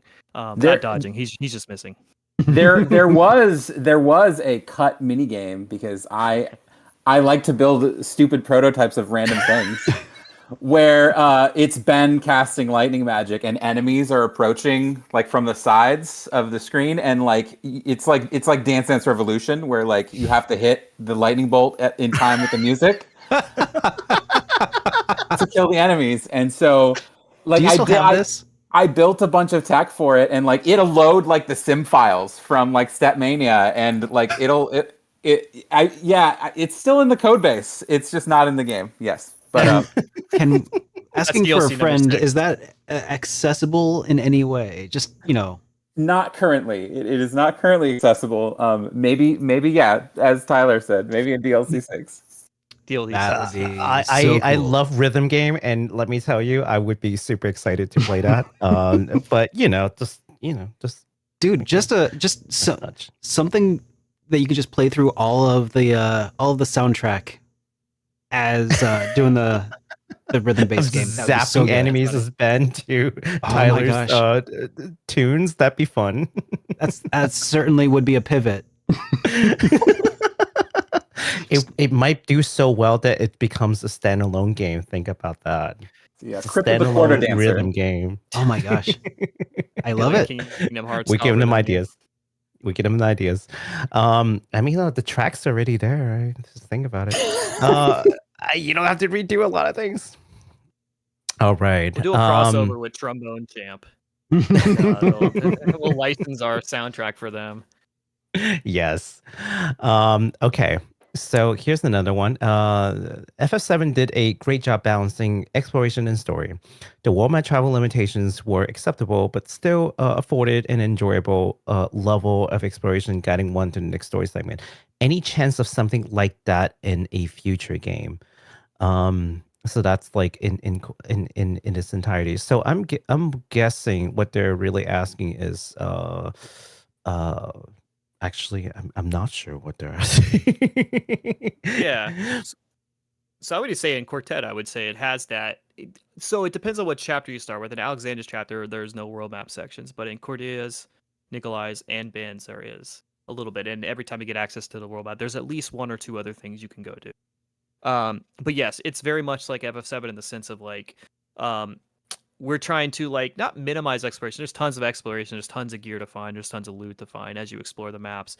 But like the primary focus of the game is to sort of propel you on that linear narrative to hope you get you hooked on the story. And like I mentioned, that's a little bit of a risk. But then as the story goes on, the world opens up more and more until by the end you have access to a very large world with lots of stuff to do. So hopefully that answers the question. Heck yeah. I actually really like the way that you guys did the prologue with different characters and then merging them together, because now it feels like instead of having to do like the prologue and like learn different things, like every set of main characters is really teaching you something different about the game that you will eventually need to use, and they're short and sweet, so it's not like they're really dragging on about it. But like Nikolai would be like, well, can you switch character and whatnot, and then another one would be teaching you something different about the game. I actually really appreciate that, because one of the things that I look for in a game personally is, okay, instead of telling me all these things, like, and this is from a franchise that I like, so like the Yakuza series, like they spend so much time just telling me what to do, and I hated it. Like it would just be like, stop whatever you're doing, read this like text, and then you may continue. Like, can you please stop doing that? But like, it's what you guys have done so well is like, okay, you've sort of eased in, like, yeah, we'll show you why this matters, instead of like having a wall of text and then you just like repeat the thing that we told you to do, and then you may never use it again. Those are very thoughtful implementations of like mechanics. So I really appreciate that. And further, it's that you've divided out the chapters and have certain mechanics associated to each of these beginning chapters. Yeah, they feel very I different. thought that was well done. Yeah, they do, and they are very useful too. Like, not only will we show you how it's done, but like why this matters. And I appreciate that. And then that's not part of the question, but side tangent. Next question is, I know this is considered a newer PC game storefront, but I would like to use Microsoft Xbox on PC Store to buy my games, mostly because all my achievements are there. Any hope of releases there? So like Microsoft storefront. Oh yeah, I don't know anything about that. Do you know anything about that, Peter? Yeah, so we don't have any plans to release on that storefront. Like, obviously, we've got our hands full with the console ports, and like it's hard enough just to push content updates to the 4 that we're on. Like, I personally, I want to be on every storefront, but like we're a small team and we have to pick and choose right now. Maybe when development dies down and like we have more time in between releases and patches and the game stabilized, like then we can start thinking about like, oh, maybe we'll put this up on itch, maybe we'll put this up on the storefront, maybe we'll but just right now it's not in the cards right now.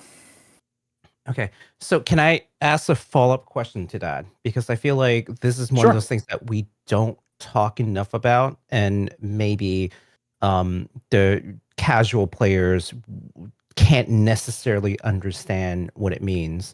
But of course, when we're talking about ports, we think a lot about like from a business standpoint, like, well, why don't you release it on the Switch? Why don't you release it on this? Why don't you release it on that? Obviously, if you are a Bandai Namco NISA of the world, you have all the resources. You already have all the pipelines. It's already done deal. For a indie RPG team, of course, it's vastly different. From a programming standpoint, right? When you're pushing out these fixes and bugs, like what does that actually entail when you increase the amount of like ports that you have to support? And I think that's the kind of things that people don't really think about. It's like the aftercare of like the game. Like you push out the game, it's not the end, right? There's so much stuff that you still need to do afterwards. Can we talk a little bit about that? Yeah, so there's like 2 parts to the cost, right? One is like the cost of like getting onto the platform, and that's both technical and non-tech. So there's like, okay, we need to support achievements on Epic and on GOG, and like so now you need to build a plugin that's like, this is how you talk to the achievements API. And so like you just have to do that upfront engineering technical work, and hopefully you've designed your game in a way that allows you to drop those in. And we were lucky we did, and I was able to bang out the Epic achievements implementation like 3 days before launch, and so that went really well. So a little bit hectic, but we got it going. So there's that like initial technical, but then and then there's the storefront. That's the non-technical investment. So like you need different assets. Every storefront has different assets that they need. They ask for slightly different information. There's like business verification and accounting information and like the EU and this and that. And so like there's like figuring out like a completely different developer portal from a completely different storefront. Like there's a process to that, and like if you're not experienced with that, you just got to figure it out. And so like there's building the port. There's like managing the storefront, building the storefront, and then every time you do a release, there's an ongoing cost of like, well, which platforms are we going to push this build to first? Because like builds at least in Unity, they're not fast.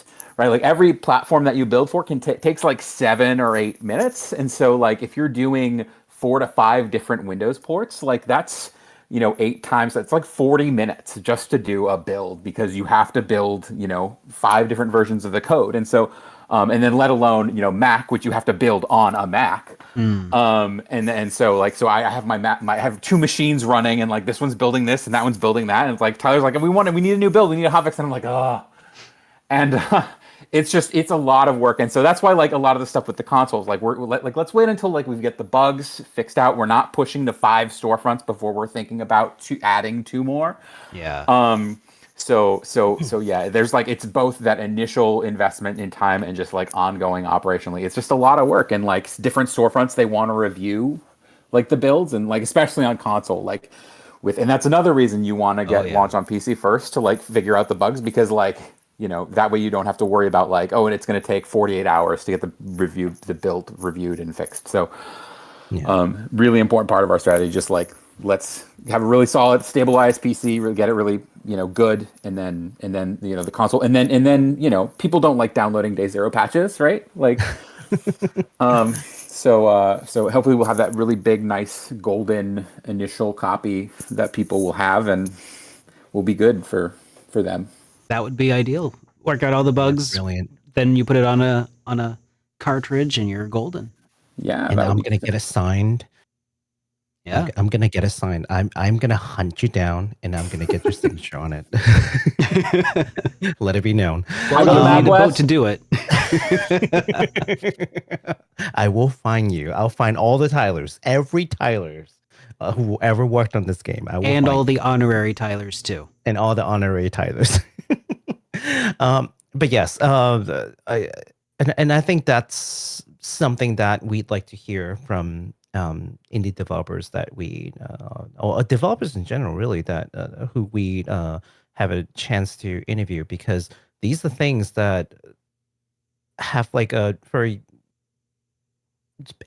big impact on how consumer enjoys their games. But at the same time, you know, maybe if they don't work in software development or they don't work in gaming, it's like, yeah, well, you built the game. Why can't you just flop it over in this store and that store and this other place? It's every time we do a build, it's like a multi-hour commitment for me. And I don't want to be spending, like, I have work and I have a family, and I don't want to spend all my weekends like putting like just clicking these buttons in Unity to like do this, and then all the storefronts do, like, it's like the more and like, so like some of that's on me to like build more automation and like make it so that I click the button once and then it creates all 10 builds at the time. And we've done some of that to an extent, like, so that's how we got it down from 5 hours to like 45 minutes. But like, there's always more you can do, and it's just a matter of like, do you want to do this meta work or do you want to like make the game better, right? So now I hate to butt in here, but I did just realize that Baku, did you notice we've actually been interviewing these guys for 2 whole hours? I don't know how long. Oh my God. we told you that this is going to be, but Continue the invoice, Derek. all right. Well, in that case, we keep going, have man. 3 more questions from the chat. Actually, no, 2 more questions. Sorry, I miscounted. 2 more questions. Any chance for a physical collector's edition on Switch PS or the dreaded Xbox? Oh, this person really didn't like it. Could you please include a full OST on CD or vinyl? Also, cloth map? ? Please and thank you. Honestly, same. I would like these things, but what's your take on doing these kind of collector edition at this point? I think they're great. We did one for SOA and it was a huge hit. So Yeah. yeah, there is a chance that will happen. Well, you heard it from the man. Final question. Can I make the Hippo into an overpowered dancer class dodge tank with max agility? Yeah, I'm trying to think. I guess you could make her into a dodge tank. So there are stat tomes that can affect your stats, sort of like tabs and Chrono Trigger. And there's a way to either grind them or buy them at the end game if you do the appropriate side quest. So with enough patience and a belief in your heart, you could make Juna have max evasion and probably become a dancing evasion tank. Actually, it's kind of funny. He or she said dancing because Juna does kind of do like a funny little dancing sidestep when she evades. So she kind of will look like she's dancing. And now I kind of want to hack the game to get myself like 400 evade tomes so that she does dodge everything, because that would be really funny. I love it. It's not, but I will say it's not her build. It's not her like intuitive build. So if you really want to do it, you gotta really want to do it. It's all Make it happen. And don't quit believing. Make it happen. All right. Well, that's all the questions from our viewers today, and some of my personal questions too. Thank you so much for entertaining those.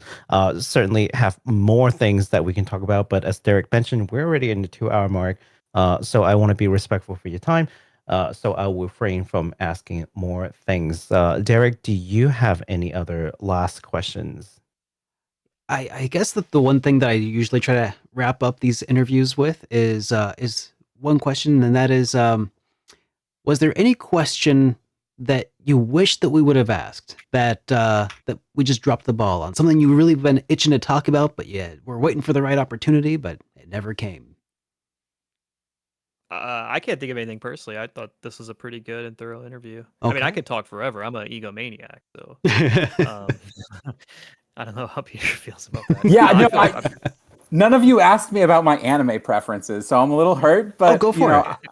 Do you talk about your anime preference? Because there's a residence weep right here. I can talk to you about anime all day. Go ahead. Yeah, so seasonals, I keep up on the seasonals.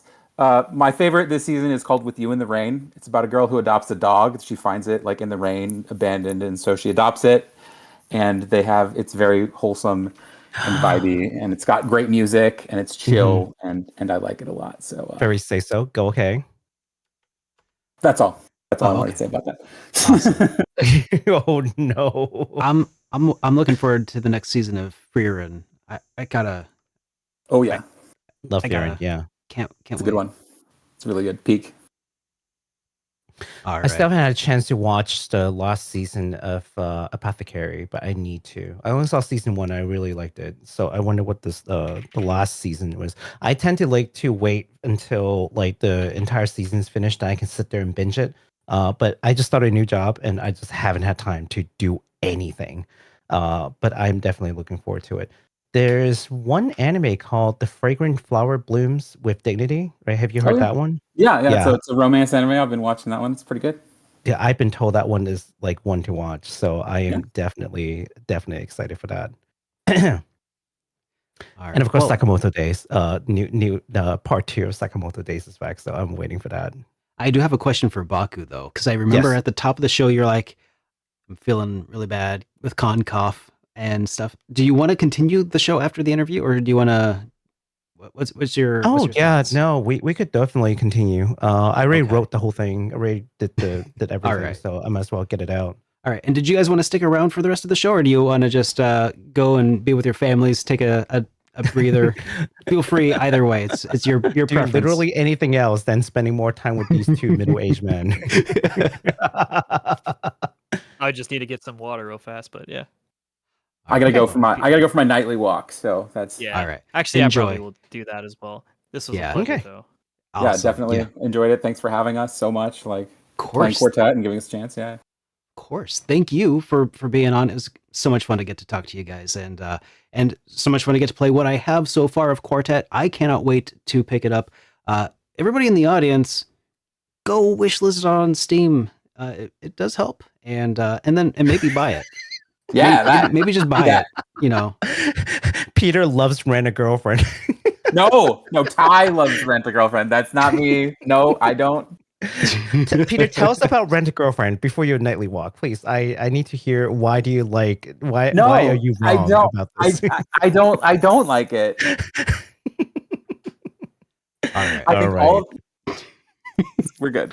I think only certain people understand why that was funny. But anyways, thank you so much for creating this game, period. It is just it is definitely going to be a classic. I know, pun intended. For years to come, people will come back and they'll talk about, oh yeah, that game QUARTET, like for sure. With all the things I played so far, I do believe in it. So thank you again for that. Take care, guys. Thanks, guys. Take care. All right. Okay, so interview mode has ended, so I should probably switch this. I should probably pull up whatever the document is, because I haven't even seen it because you're still building it. Okay, so for everyone who is just joining us, welcome to the second part of the show, post interview, and I think our friend Freddie Kane is going to have a field day because Freddie, for those who don't know, basically volunteered to do timestamp for us, and for these like extended shows, it's already 2 hours. We even gotten to like the regular game news. So it's just extra work for Freddie. So thank you, Freddie, for still putting up with us.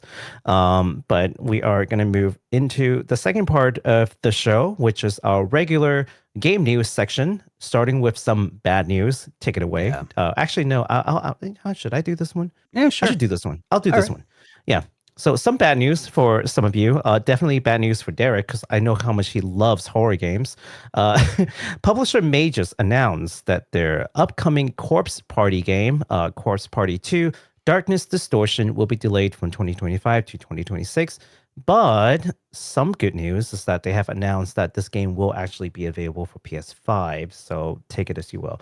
The reason for their delay is they just want to make a better game. So okay, whatever. I guess that's I fair. stopped caring about their reasons. Like, unless your reason is funding issue, Yeah. I just stopped caring. Like, take your time, make a good game. We'll play it when we play it. So Totally. instead of 2025, it'll be 2026. No big deal. Yeah. Yeah. Other news in the delays section here is coming from Edge of Memories, which was also delayed until 2026 here. That's from developer Midgar Studio that announced, that's going to be delayed from fall of 2025 to sometime in 2026. Yes, I should probably add in the note that the Edge of Memories, that's the developer who made what is it called? Edge of Eternities. Oh yeah, Edge of Eternities? Yeah, it's the same series of games. So which is why the title sounds familiar. Yeah. Yeah. So that's gonna be delayed into 2026. All right. All right. Now for good news. Let's move on to upcoming releases, sir. All right. All right. Not new games. Not new games announced. No, games this week? Dang. Yes, this There we go. week. Yes. Okay. This week from developer 2Kyo Games. You know what? 2Kyo is just like spitting games out left and right at this point. Like they're so fast. Like, didn't they just release like whatever that game was called? Like that tactical RPG, like 100 something. You know what I'm talking about? It wasn't 100 It's Heroes. the Danganronpa guys. Yeah. Oh, Who that. branched out. Yeah. 100 something. This is gonna drive me crazy. I'm so sorry. Give me 1 second to look this like 100 one demons up. or something like that. I think 100 line, the 100 line, Last 100 line. Defense Academy. Yeah, That's I'm the like, one. didn't that just come out? Didn't that just come out not too long? This came out. Oh, actually, it came out in April. Yeah, but that was only a couple months ago, and now they come out with a new game, which is insane to me. Like, how are you guys so prolific so quickly? No wonder they were having issues with working capital. They were like strapped. They were doing all the things. Yeah.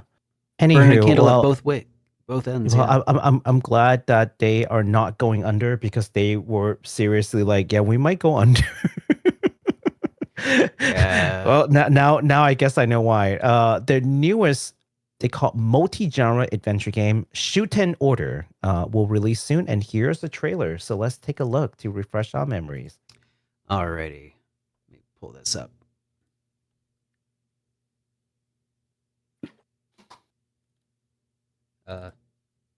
Any moment now. All right, hang on. Yep. Here we go. You've said drugs.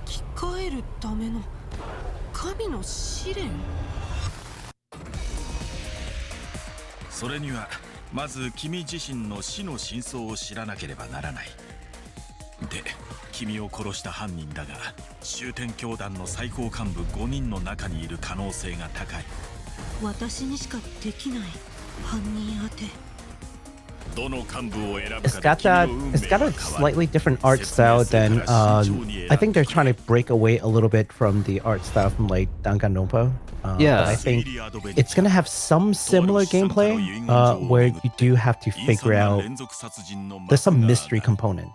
Yeah. I do appreciate it though, because whenever I see a game developer, what I would like for them to do is figure out what the strength is and then build on that, but change everything else, and use that as sort of like the risk taking. Yeah. Right, because that's the only way you can balance it, right? Like, we're not saying like when you take risks, you should just like throw all your strength away. That'd be crazy. Like, do what you are known for, but like build on that, and maybe things that you aren't necessarily known for, you could use that as room for discovery. Right. Yeah. And I think that's what they were doing here. So I appreciate that. The mystery elements, the little visual novel aspect, the plot twists, all those different routes and stuff. That's what like Danganronpa is kind of known for. But then now they have an opportunity to build something different too. And I think they've done something similar to that. What is that other game? Code Rain? Oh, Code yeah. Rain? Yeah, I was thinking. At first, I was thinking like Code Vein. No, but No, Code Rain, Rain I think, Code. sounds right. Rain Code, not Code Rain. Rain Oh. Code. Yeah, Master Detective Archives Rain Code. Yeah, see that they were kind of, building on their strength and changing the gameplay up, and it was wildly successful. People who played it all told me that, like, yo, you have to get in on this, and I haven't done it yet, but I will, with all the DLC stories and everything. So I'm really looking forward to Shuten Order and see how well that does. It is another like mystery game, but that's their strength. It's like, oh, it's another RPG from Square Enix. Well, yeah, I mean that's kind of what they're known for. But I do want to see them change things up a little bit, spice things up a little bit, and see if they can build some yet other strings through these kind of trial and error. So looking forward to it. So Shuten Order is going to come out this week on September 5th on the Switch and PC via Steam. Awesome. And then next up, we also have from publisher Marvelous and the developer First Studio, Daemon. Is it Daemon or Daemon? No idea. Never looked it up. Daemon X Machina, Titanic Scion is just around the corner, and we have ourselves a refresher trailer for this one as well. So I'll show that one off next here. But yeah. Ooh, a lot of mecha fans rejoice. I know one of my friends has been a fan of the series, and they've been waiting for this one. Yeah. I mean, it had a really strong showing, I think, the first time in the first release of Daemon X Machina. Like it had a killer trailer, a lot of intrigue. I'm like, I have no idea what this is, but I'm super interested. Ooh. Now it looks like they're really coming into their own. High-speed mech battle, yo, let's go. Yeah.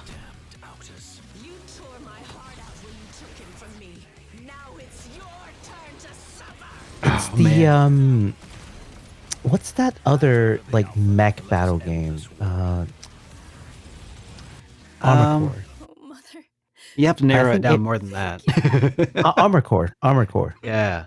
Yeah, I think this would appeal to similar like fans. The gameplay is going to be different. It's not like all action RPG are the same, right? But I feel like this one is going to hit for people who enjoyed Armor Core.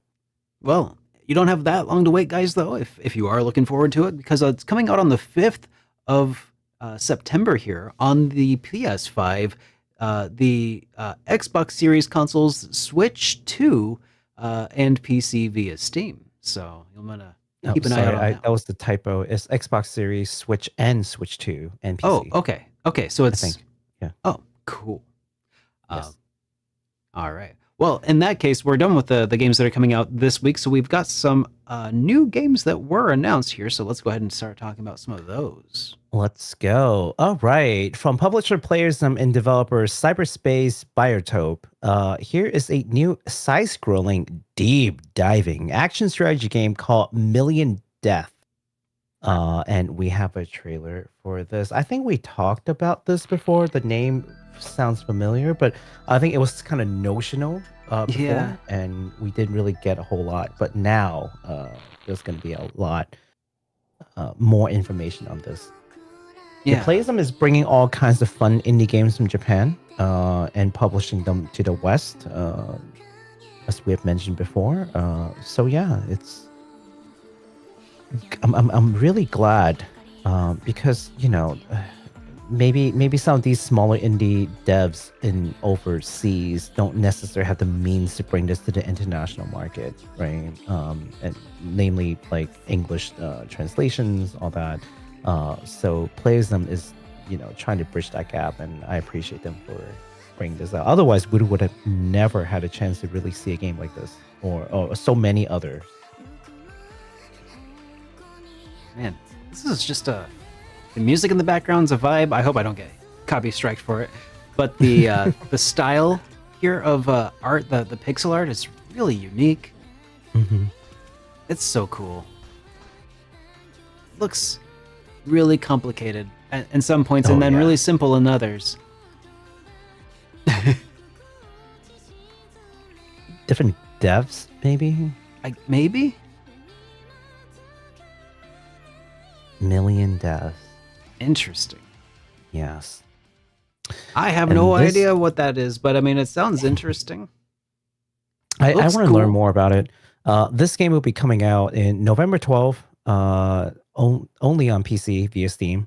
So yeah, us with a lot of Playism games, really. All right. Well, we talked about this game last time. It's a new sci-fi turn-based RPG called STARBITES from Ikina Games. Will be published by NIS America and is officially finally coming to the West. Yes. Got a trailer for We this. kind as of well. knew that was going to happen, but now Yeah. we know no. Yeah. Yeah, because like this had a very like distinctive like look and just like yeah. Well, it's good old Nisa. Okay. Cool. Yeah, so they're on a planet called Bitters, and it is ravaged by like a post-intergalactic war or something or another. And people are trying to survive on this like really hostile planet. It is Like, a very there's something unique about the take. style that just feels almost like a return to like a PlayStation 2 era of like visuals, but not in like a not in a Not way of quite. like, oh, this looks like a PS2 game, but like Yeah, not in a bad way. yeah, It's a stylistic thing. exactly. Yeah, Like I really like it. like they're accomplishing what a lot of PS2 era games were trying to do. And sometimes missed the mark on it. But yeah. Or to put it another way, this looks the way that like in your heart of hearts you remember PS2 games looking when you like look back through like the rose tinted glasses. I just yeah, like man, That's dude, right. I would play the heck out of a jet grind radio that looked like that. Oh yeah, absolutely. Yes. So tell us more about this one, Mr. Well, Dirk. All right. Well, it's coming out at sometime in 2026 for PS5, the Switch Switch games, the Switch consoles. There we go, and PC via Steam. Yes. So, yeah, You know what? I think I'm gonna start writing the Switch consoles from now on. Yeah. Instead of typing Switch and Switch 2. yeah. Because I'm like, That's a perfect solution. yeah, the Switches The Switches. They're coming out on the Switches. on the Switches you know- and the Xboxes, and The coming out on the Xboxes. PlayStations, the Xboxes, and the Switches. You know what else is coming on the Switch? East, an What? East title. Yeah, we have Nice. some fun East news from Falcom, starting with East Memoire Revelations. So East Memoire, the other one is East 3. This one is going to be on East 4, which is Memories of Celceta. Yeah. Switch port, really, of East Memories of Celceta with newly arranged versions of all the in-game background music. You can take a look at that trailer. All right. East News, everybody. Falcom. Come on, wake up, people. Look alive. It's Falcom.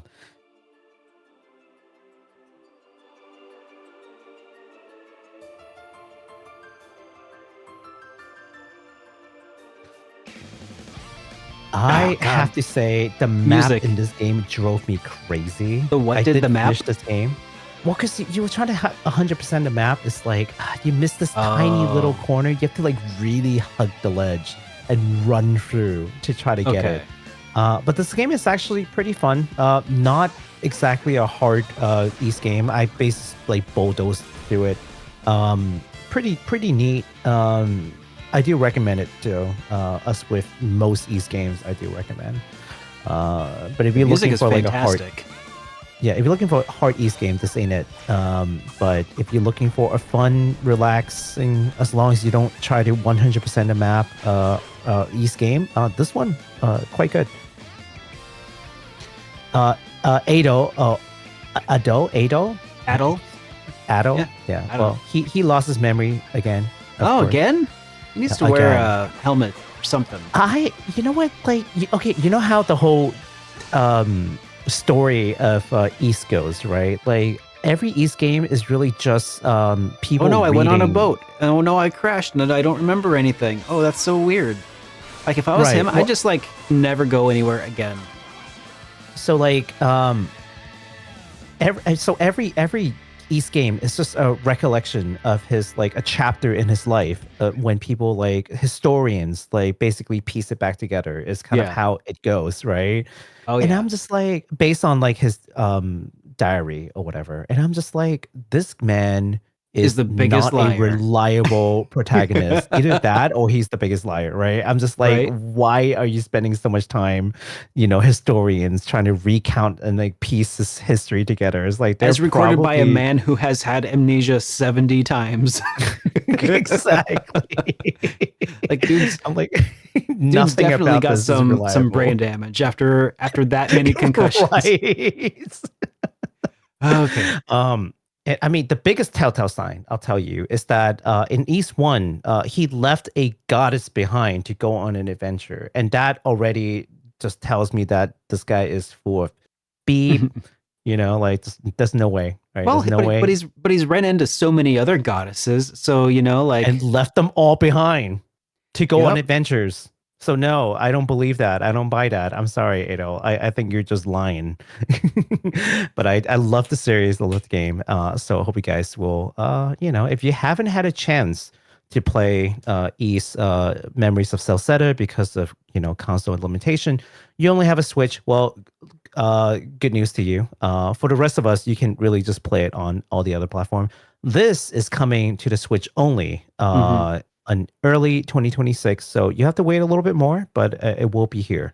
And Yeah. then passing over to you for another piece of East news. Well, I was gonna ease them into it. But All right. So yeah, East 10 Proud Nordics is that other piece of East news.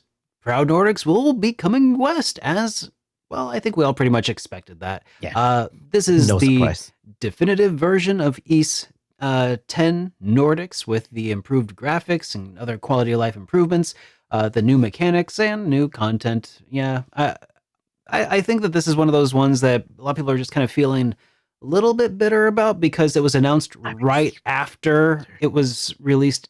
The original East Nordics was released here in the West, and so they're like, "Hey, everybody, we'll celebrate the release of East 10 in the West with this special edition that you'll get in a year." And so like it stings. Yeah. That was bad timing for sure. Anyways, now it's going to Switch 2 and PC via Steam sometime in 2026. I'm surprised it's not going to PS5. It bothers me that this is not going to PS5. Like, why? I don't know. Anyways, roll the tapes. Roll the tape. All right, roll that beautiful footage. All right, here's what we're not buying soon. Unless you skipped it the first time. I'm gonna buy it used, probably. Actually, I don't know. I don't know if anybody's gonna sell a copy that they buy. That's the thing. Because I haven't even played the game. He's yet, hit and miss. Proud Nordics already coming out. It's driving me crazy. I'm like, yeah, but I want the new content. It's just, God, I come know. on. I'm the sucker. I'm part Didn't of the problem. you already sell your copy of East I 10? haven't. Well, I tried thought- to, but I couldn't. Nobody wanted it, huh? No one wanted it. It's not even open. It's a sealed copy.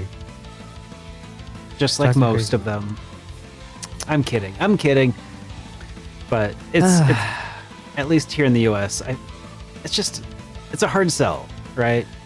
Okay, here's the thing. I got it for PS5 because I figured Proud Nordic will have a PS5 version, but I haven't seen that. See, it's a Switch 2 and PC. So Weird.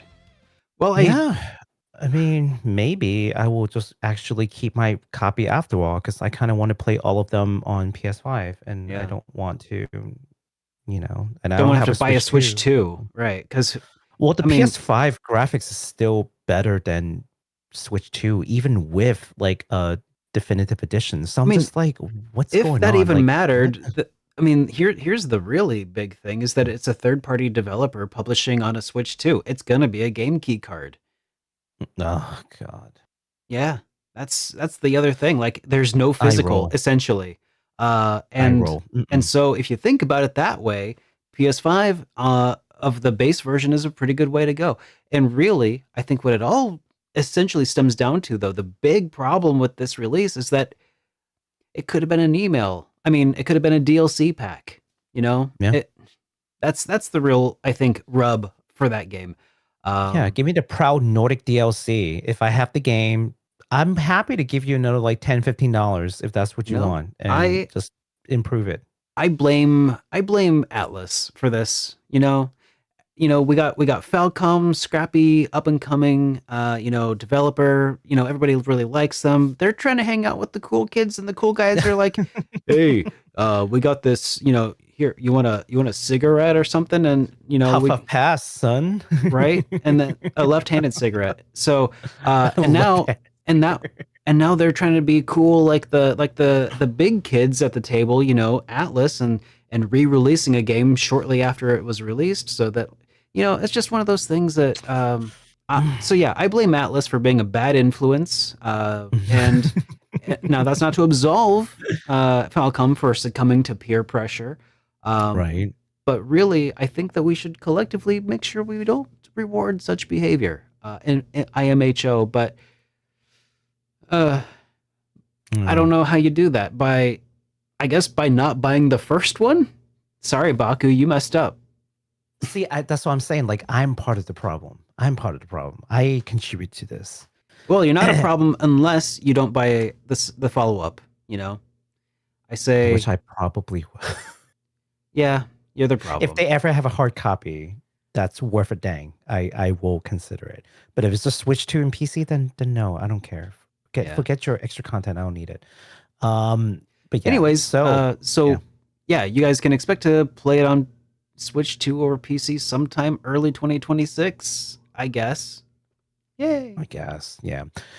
Which, by the way, if you guys have any thoughts on Switch 2 game cartridges or these kind of like definitive editions that are coming out so closely to the original release, please let us know in the comments. I still do read the comment section. I have been busy. I will admit I have been slacking on reading the comment section, but I do still read them. So please, if you guys have any comments about the interviews, about any of the things we cover, please leave them in the comment section. It really does make me feel better about doing the show, reading from you guys. So thank you for all the folks who leave the comments too, by the way. Moving on, we only have 2 more games to go over, and the second to last is something that we knew would be coming, but we just didn't know what exactly. And I'm talking about Tales remasters. We've talked about it quite a couple of times. Tales has mentioned that we would basically be doing remaster games quite a bit. And they said that some of the remaster that they had done before is just like getting the party started, so to speak, right? And there will be more in the future. And I love this because there are so many Tales games with great stories that are just kind of like locked in like legacy system that will never see the light of day. But remastering them, pushing them onto Steam, at least it is the most secure way that we have that's most widely available to the most amount of people. It's not perfect, but it's about as good as we can get it. The title that they're going to do this time is none other than Tales of Xillia, which is a very beloved entry into the series. The game have 2 heroes, Millie and Jude, and as the player, you can pick one of them in the very beginning, and as the story progresses, the story will branch off, so you can see how the story plays out from their perspective, and then it will join back again at some point, so on and so forth. And it will happen like multiple times throughout the entire gameplay, so it gives you that little bit of replayability. So if you play Jude the first time, you can play Amelia, so you can see it from her perspective, and then so on and so forth, right? Vice versa.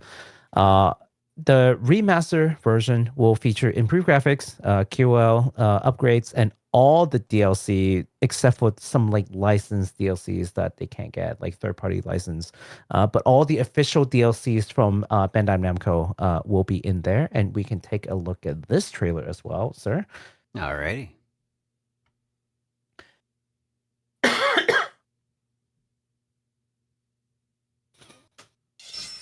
Yeah, I think if Xillia 1 remaster does well, they may very well remaster the second one. I'm not a fan of the second one personally, let me tell you, but there are fans out there. So Oh my god, Eternia, my favorite 2D. Is Tales of Destiny 2 getting remastered? Is that what they're saying? They're gonna remaster Tales of Destiny 2? Are these all the Tales games they plan to remaster? Oh no, sorry, they're just showing a chronicle of the Tales games. Yeah, looks Yeah. like. Next Tales to Remastered is... Who's that Pokemon? It's in the title of the It's video. Xillia! Xillia! Like they're teasing it like it's like a big reveal, but like we clicked on the title of the trailer, man. Like just I'm so sorry for ruining the surprise. they could have. I mean, I get the announcement, but like they kind of like at a live event. This is good. After the fact, just cut to this part. Yeah. I kind of want to play Xillia again. I did enjoy Xillia. I didn't like Jude, but I like his like, you know, coming of age kind of story. I never played this. Yeah, I played as Jude No, did I play as Jude or as Milla? Milla. Not Milla, Milla. Did I play as Milla or Jude? I don't remember. I couldn't tell you, man. I don't know. I need to look at my save. Does it make a I played it on difference? PS3. Well, Does it make a does difference, because or- it does because you get to see the story from their perspective. Oh, okay. So the story splits up, and then you see different things. You fight different bosses, and then it combines again, and then it splits up again. So I am missing parts of the story that I didn't see from the other main characters. So it doesn't matter. No, I'm pretty sure I played as Milla. I didn't play as Jude because I didn't like Jude because he's kind of annoying. But Jude becomes more like a lot more likable as the story progresses, which is great because you know that means like growth, Character growth. Yeah. character growth. Yeah, which is My great. my least favorite trope sometimes though is that like when a game gives you like a really annoying character in order to show their progression into becoming a slightly less annoying character. I feel like Jude is just like he is just a teenager, which he is, and Yeah. there are things that are just annoying about teenagers, and then so that's in that sense it's believable, right? But he goes on Yeah. this journey, he figures himself out, and well, he gets less annoying because you know he went through this whole journey. Still Yeah. a teenager, but you know, slightly better teenager. Yeah, he's growing out of his teens, therefore becoming a better person. I'm sorry for any teenage viewers, although I'm sorry to sort break of it to you, doubt. we have none. All right. All right. Now this remaster is coming out on PS5, Xbox Series, Switch, and PC on October 31st, which is actually not too far from now. In about 2 months, you will get to experience Tales of Xillia remastered on those consoles. Awesome. Well, next up we have from Game Science, the developers behind Black Myth Wukong have just announced their next single-player action RPG called Black Myth Zhong. Let's check out the trailer for this. Yeah, I haven't actually seen this trailer, by the way. We'll watch it together. Also, Yeah. I have no idea who Zhong is. Uh, I have. Do you know who idea. Wukong is? Yes, Wukong, of course I know who Wukong is. Oh, okay, good. But Zhong, no idea. I had to look it up. Apparently some Dallas demon hunter. But I actually don't know it. Listen, Chinese history and myths and stuff, we have like thousands of years worth of stuff, right? I'm just not going to know everything. Sure. Before anyone goes, disgrace! Yeah, the gorge should probably has something Hang on, to do with do they it, have- Dallas. Let me just turn this up a little. We've got food on our table and They have English accents. It's a little odd.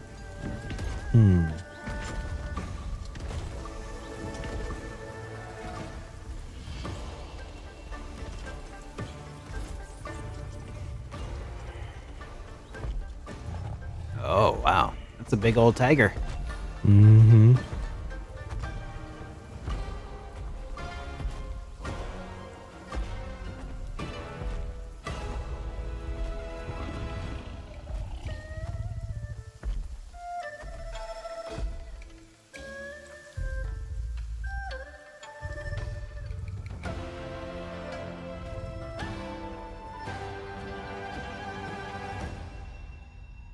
You know, I think that there is a phrase about he who rides a tiger, and it is that he cannot always dismount as he pleases.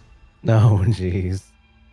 Well, hopefully this person would do a little better. So yeah, not just a teaser trailer, just sort of announcing that they're doing something in the Black Myth series, which I Neat. actually really appreciate because there's a lot of obviously Japan has done a fantastic job pushing these kind of mythological like stories out on doing some kind of modern interpretations or in through like game media so that the rest of the world can not only like read about it really but like to sort of experience it. I think that's the power of games, right? Yeah. This is an experience medium, interactive, right? So obviously China's culture is rich with these myths and whatnot. So through these, they're able to push out something called Wukong. It was extremely well received, and so much so that's actually I don't think people can appreciate just how big of a deal Wukong was. It's not just oh yeah, well it's a game and people liked it. No, it's changing the entire industry in one of the biggest markets in the world. Is how big of a deal it is. And so for the next game to come out, there's a lot of eyes watching this game. Yeah. So you can bet that they're going to be putting tons of resources and really making this a banger. Can't wait to see what they come up with though. Hype responsibly, guys. If you are a fan of Wukong or if you're a fan of games that plays kind of like Dark Souls-esque, boss gauntlet, die many times sort of deal. This one is probably one to watch for you.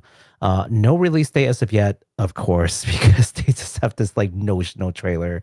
Currently being developed for PC and other modern consoles, sir. So that's what we've got.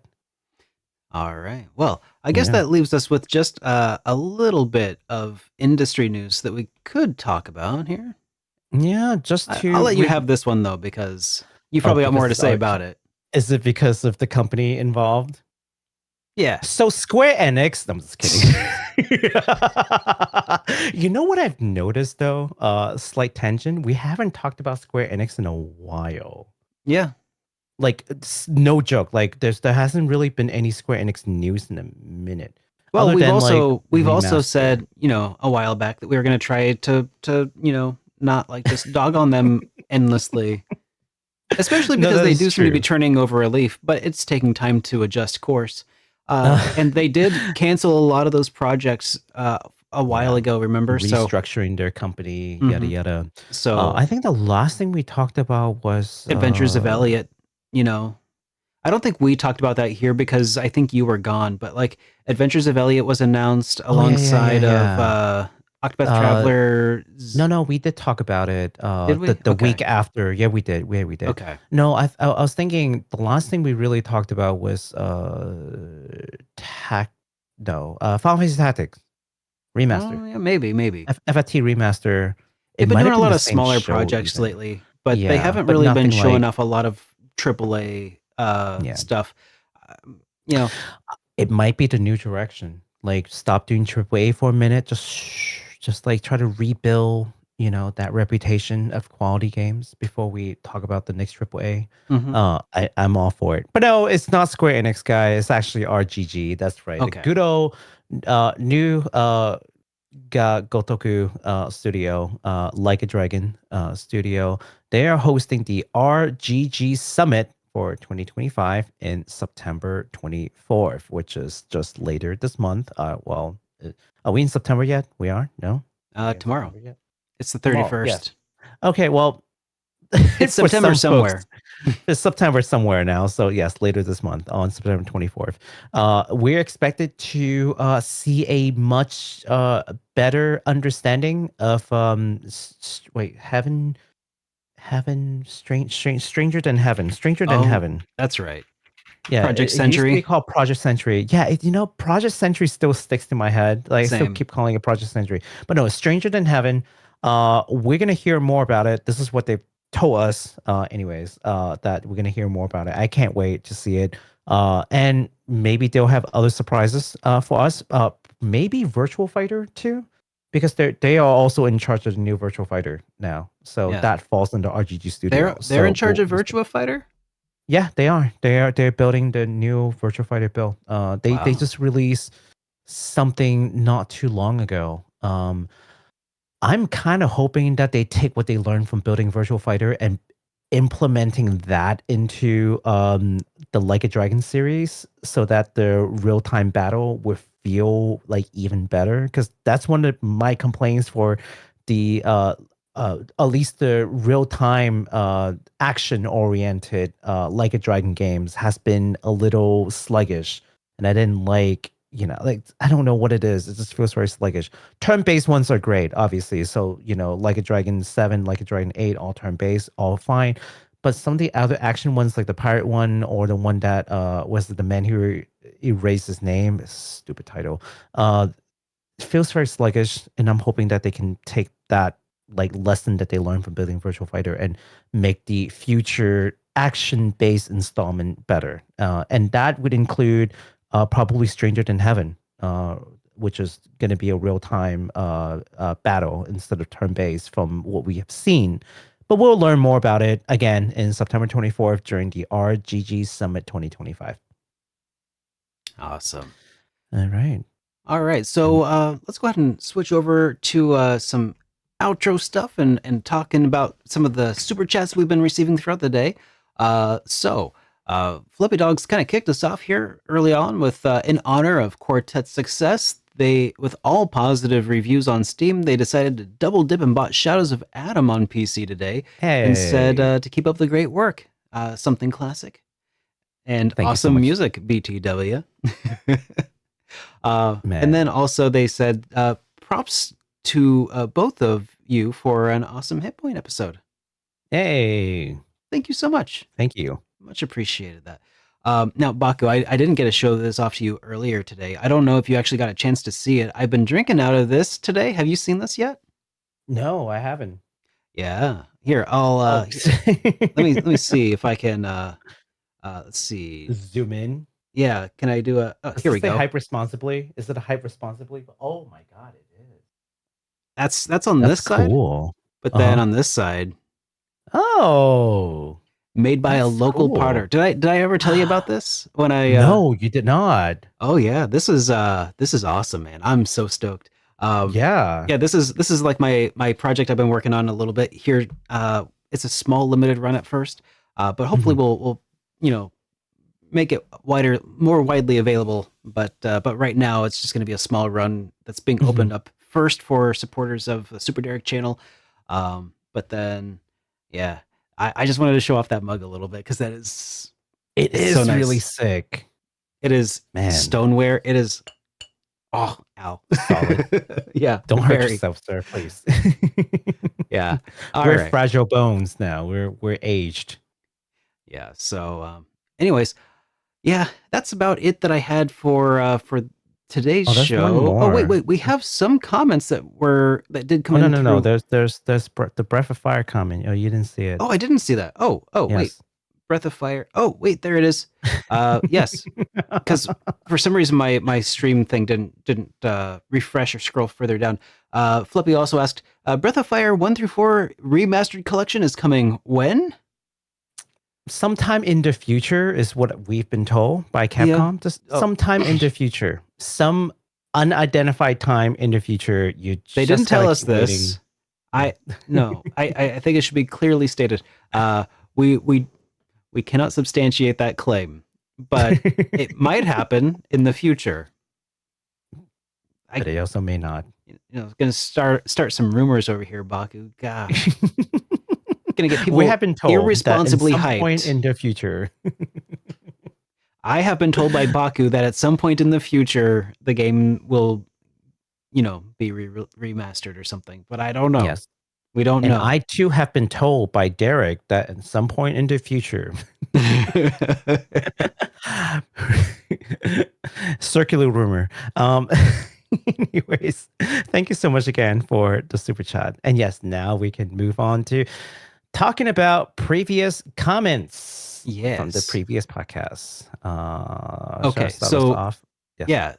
Yeah. Go ahead and kick us off with this first one because I bet that was Yes. probably good to see when you saw that. Yes. From Mikey, says the anime is Gakkougurashi, which is School Live. And yes, it was in fact School Live. And we were talking about Japanese media Mhm.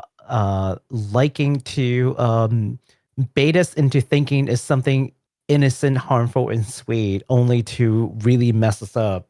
Madoka is another example. Madoka Magica is like in this like magical girl anime, which that traumatized a couple of people, I'm sure. School Life is another example where it starts off innocently enough, and then not so much. So whenever I see something like kind of cute and Mhm. innocent and harmless, from You're like, Japan, they're I'm just like. Setting them up to knock them down. Yep. I'm like, I don't know, man. I don't know. I don't Can't trust this. Yep. Yes. So thank you so much for confirming that it is in fact School Live. Yeah. And then the couch potato said, I agree with Derek. There is still a market for physical games. This is one of the reasons that I haven't bought a Switch 2. The other reason is the steep price of the Switch 2 games compared to other platforms. It's ridiculous. Yeah. Yeah. Like here's the thing. If you're going to sell a game key card, you should sell it for less than a premium sticker. Honestly, like Yeah. if you're going to give me the least convenient of every format combined into one just so that I might be able to resell it at some point, then, that's not a good selling point. Not in and of itself. You got to like if a $70 game is suddenly $40, then like maybe there's an argument to be made. But yeah, like the I feel price like hike of I a gave Switch 2 them- title. Oh, go ahead. Oh, no, I was just gonna say, I feel like I gave them the benefit of doubt. Yeah. Oh, we gave them the benefit of doubt. We're We like, tried. oh, okay, they're doing this thing, but it's probably because A, B, and C. We like really try to give them like a good non anti-consumer kind of reasons, like why they may do this and Mhm. whatnot. And they're really just turning into a really bad tick. And so it's very disappointing. Very disappointing, Nintendo. Although some people like Mr. Invalid would be like, "Ha, I told you so," because he hates Nintendo. I mean, Nintendo does have a long history of being anti-consumer and anti-player. Like, dude, the way that they just take down or prevent people from holding like Smash championships, Well, the whole Um, POW world thing. the whole Power World thing. Do you remember back at the turn of like 2013 when I started my YouTube channel, Nintendo was trying to push this Nintendo partnership program where basically if you released a video featuring any of their gameplay, they would, copyright claim your video and take all of the ad revenue for it. Unless you were part of their program. And if you were part of their program, they would only take something like 60% of your ad revenue instead of 100%. And I'm just like, Ridiculous. yeah, that fell apart real quick, but it was an attempt.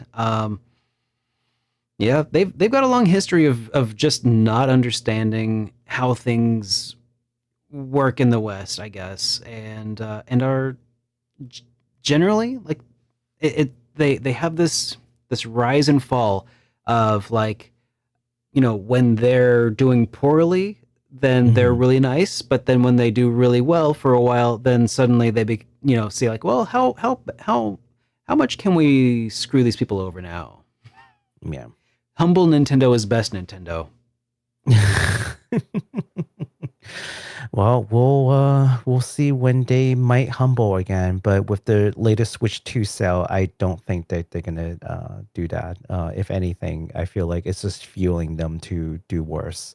We'll see, Unfortunately. because I think when third-party developers start realizing their physical games can't sell in a retail space because no one wants a GKC, then maybe then they'll realize that, yeah, maybe third-party developers are actually important after all. Fingers crossed. Fingers crossed. Last comment that we have is from Freddie Ken, who says, I'm not sure East vs. Trails in the Sky delay release has anything to do with keycards because so far it isn't even announced for the Switch 2. Mhm. They would first need to announce the Switch 2 version. And then I would say the delay is more because of the unplanned Switch 2 version than the key cards. Valid, but also, this is just an educated guess, right? So we're not maybe. saying this is a fact. We're just saying this is just speculation. Yeah. Given the trend. I mean, yes, if you're talking about just this game, then yeah, of course, like they haven't announced it, so we can't say. True. But if you look at the grander scheme of things, like that's happening, in this world, then it gives us some clue as to what may be happening, but which is exactly what a hypothesis is. It's an educated guess. Yeah. A guess, nonetheless. We're not stating this as a fact. Right. All right. Well, Yeah. that about does it for today's show. I know that we do have a voicemail, and by the way, if you guys would like to leave us a voicemail, you can do so. Oh, I forgot you told me that there's a voicemail today. Yeah. Well, I figured with the interview, it would be a good idea to bring them on quickly. So instead, I'll just say that we'll play that one next time. But here's that number. If you do want to leave us a voicemail, you can do so at 785-337-3805, and we'll listen to it on the air and respond to it, probably even. So, anyways, thanks for hanging out, guys. We have It's been a one pleasure more to super stream. chat. Oh, did we? I'll just read it. I have and will continue to only buy on cart games, Mario Kart World, Cyberpunk, Donkey Kong Bonanza, Story of Seasons, and Daemon X Machina. Yeah, no, absolutely. I don't know what they're thinking, but no, that's the other thing that I'm really considering not picking up the Switch 2 unless I absolutely have to. There are just some Switch 2 exclusives that RPGs that I have to play, but honestly, I don't. There's only a handful, if I really think about it, right? Like you have, Xenoblade, and then that's probably maybe Fire Emblem, but that's it for me. Like I can't think of any other exclusive Nintendo game that I absolutely have to play. Definitely not Pokemon. I'm not like a huge Pokemon fan. I don't care. I will buy the game if I have the console, but I'm not gonna buy the console for a Pokemon game. Not happening. So I may very well not pick up a Switch 2 like until like way into its like life. Who knows? Yeah. Yeah. All right. Well, guys, that's it. All right. Thanks for hanging out with us. It's been a pleasure to stream for you. If you are new here and if you liked what you saw, get subscribed so you'll see when we go live next time. Are you going to be here next week, Baku, or are we skipping a week? What's the deal? I can't remember. What are we doing next week? I don't know. We'll figure it out. Of all this like charity stuff that I'm doing, which is not Derek's fault, it's my fault. It's just there's a lot of things happening, but it's for a good cause, so it's not like because we just don't feel like doing the show. But I think I might have some charity thing next week. I do have one last thing though for the folks at home. Maybe if you're listening to this after the fact, thinking about maybe testing the waters with streaming over on the Super Derek channel again instead. Maybe. We'll see. Maybe. I'm just saying that if we don't hit 1,000 subscribers here, then maybe I don't have to play another Silent Hill. Or we switch back and as a part of the commemoration that you would play Silent Hill again. You're not escaping this. Like there's no, you're not getting away from this. We'll just make it another occasion. We'll think about it. All right. Let us know what your thoughts are though. And we'll see you guys in the next one. Have a great night, everybody. Wait, that's the wrong button. Here we go. Bye. Bye.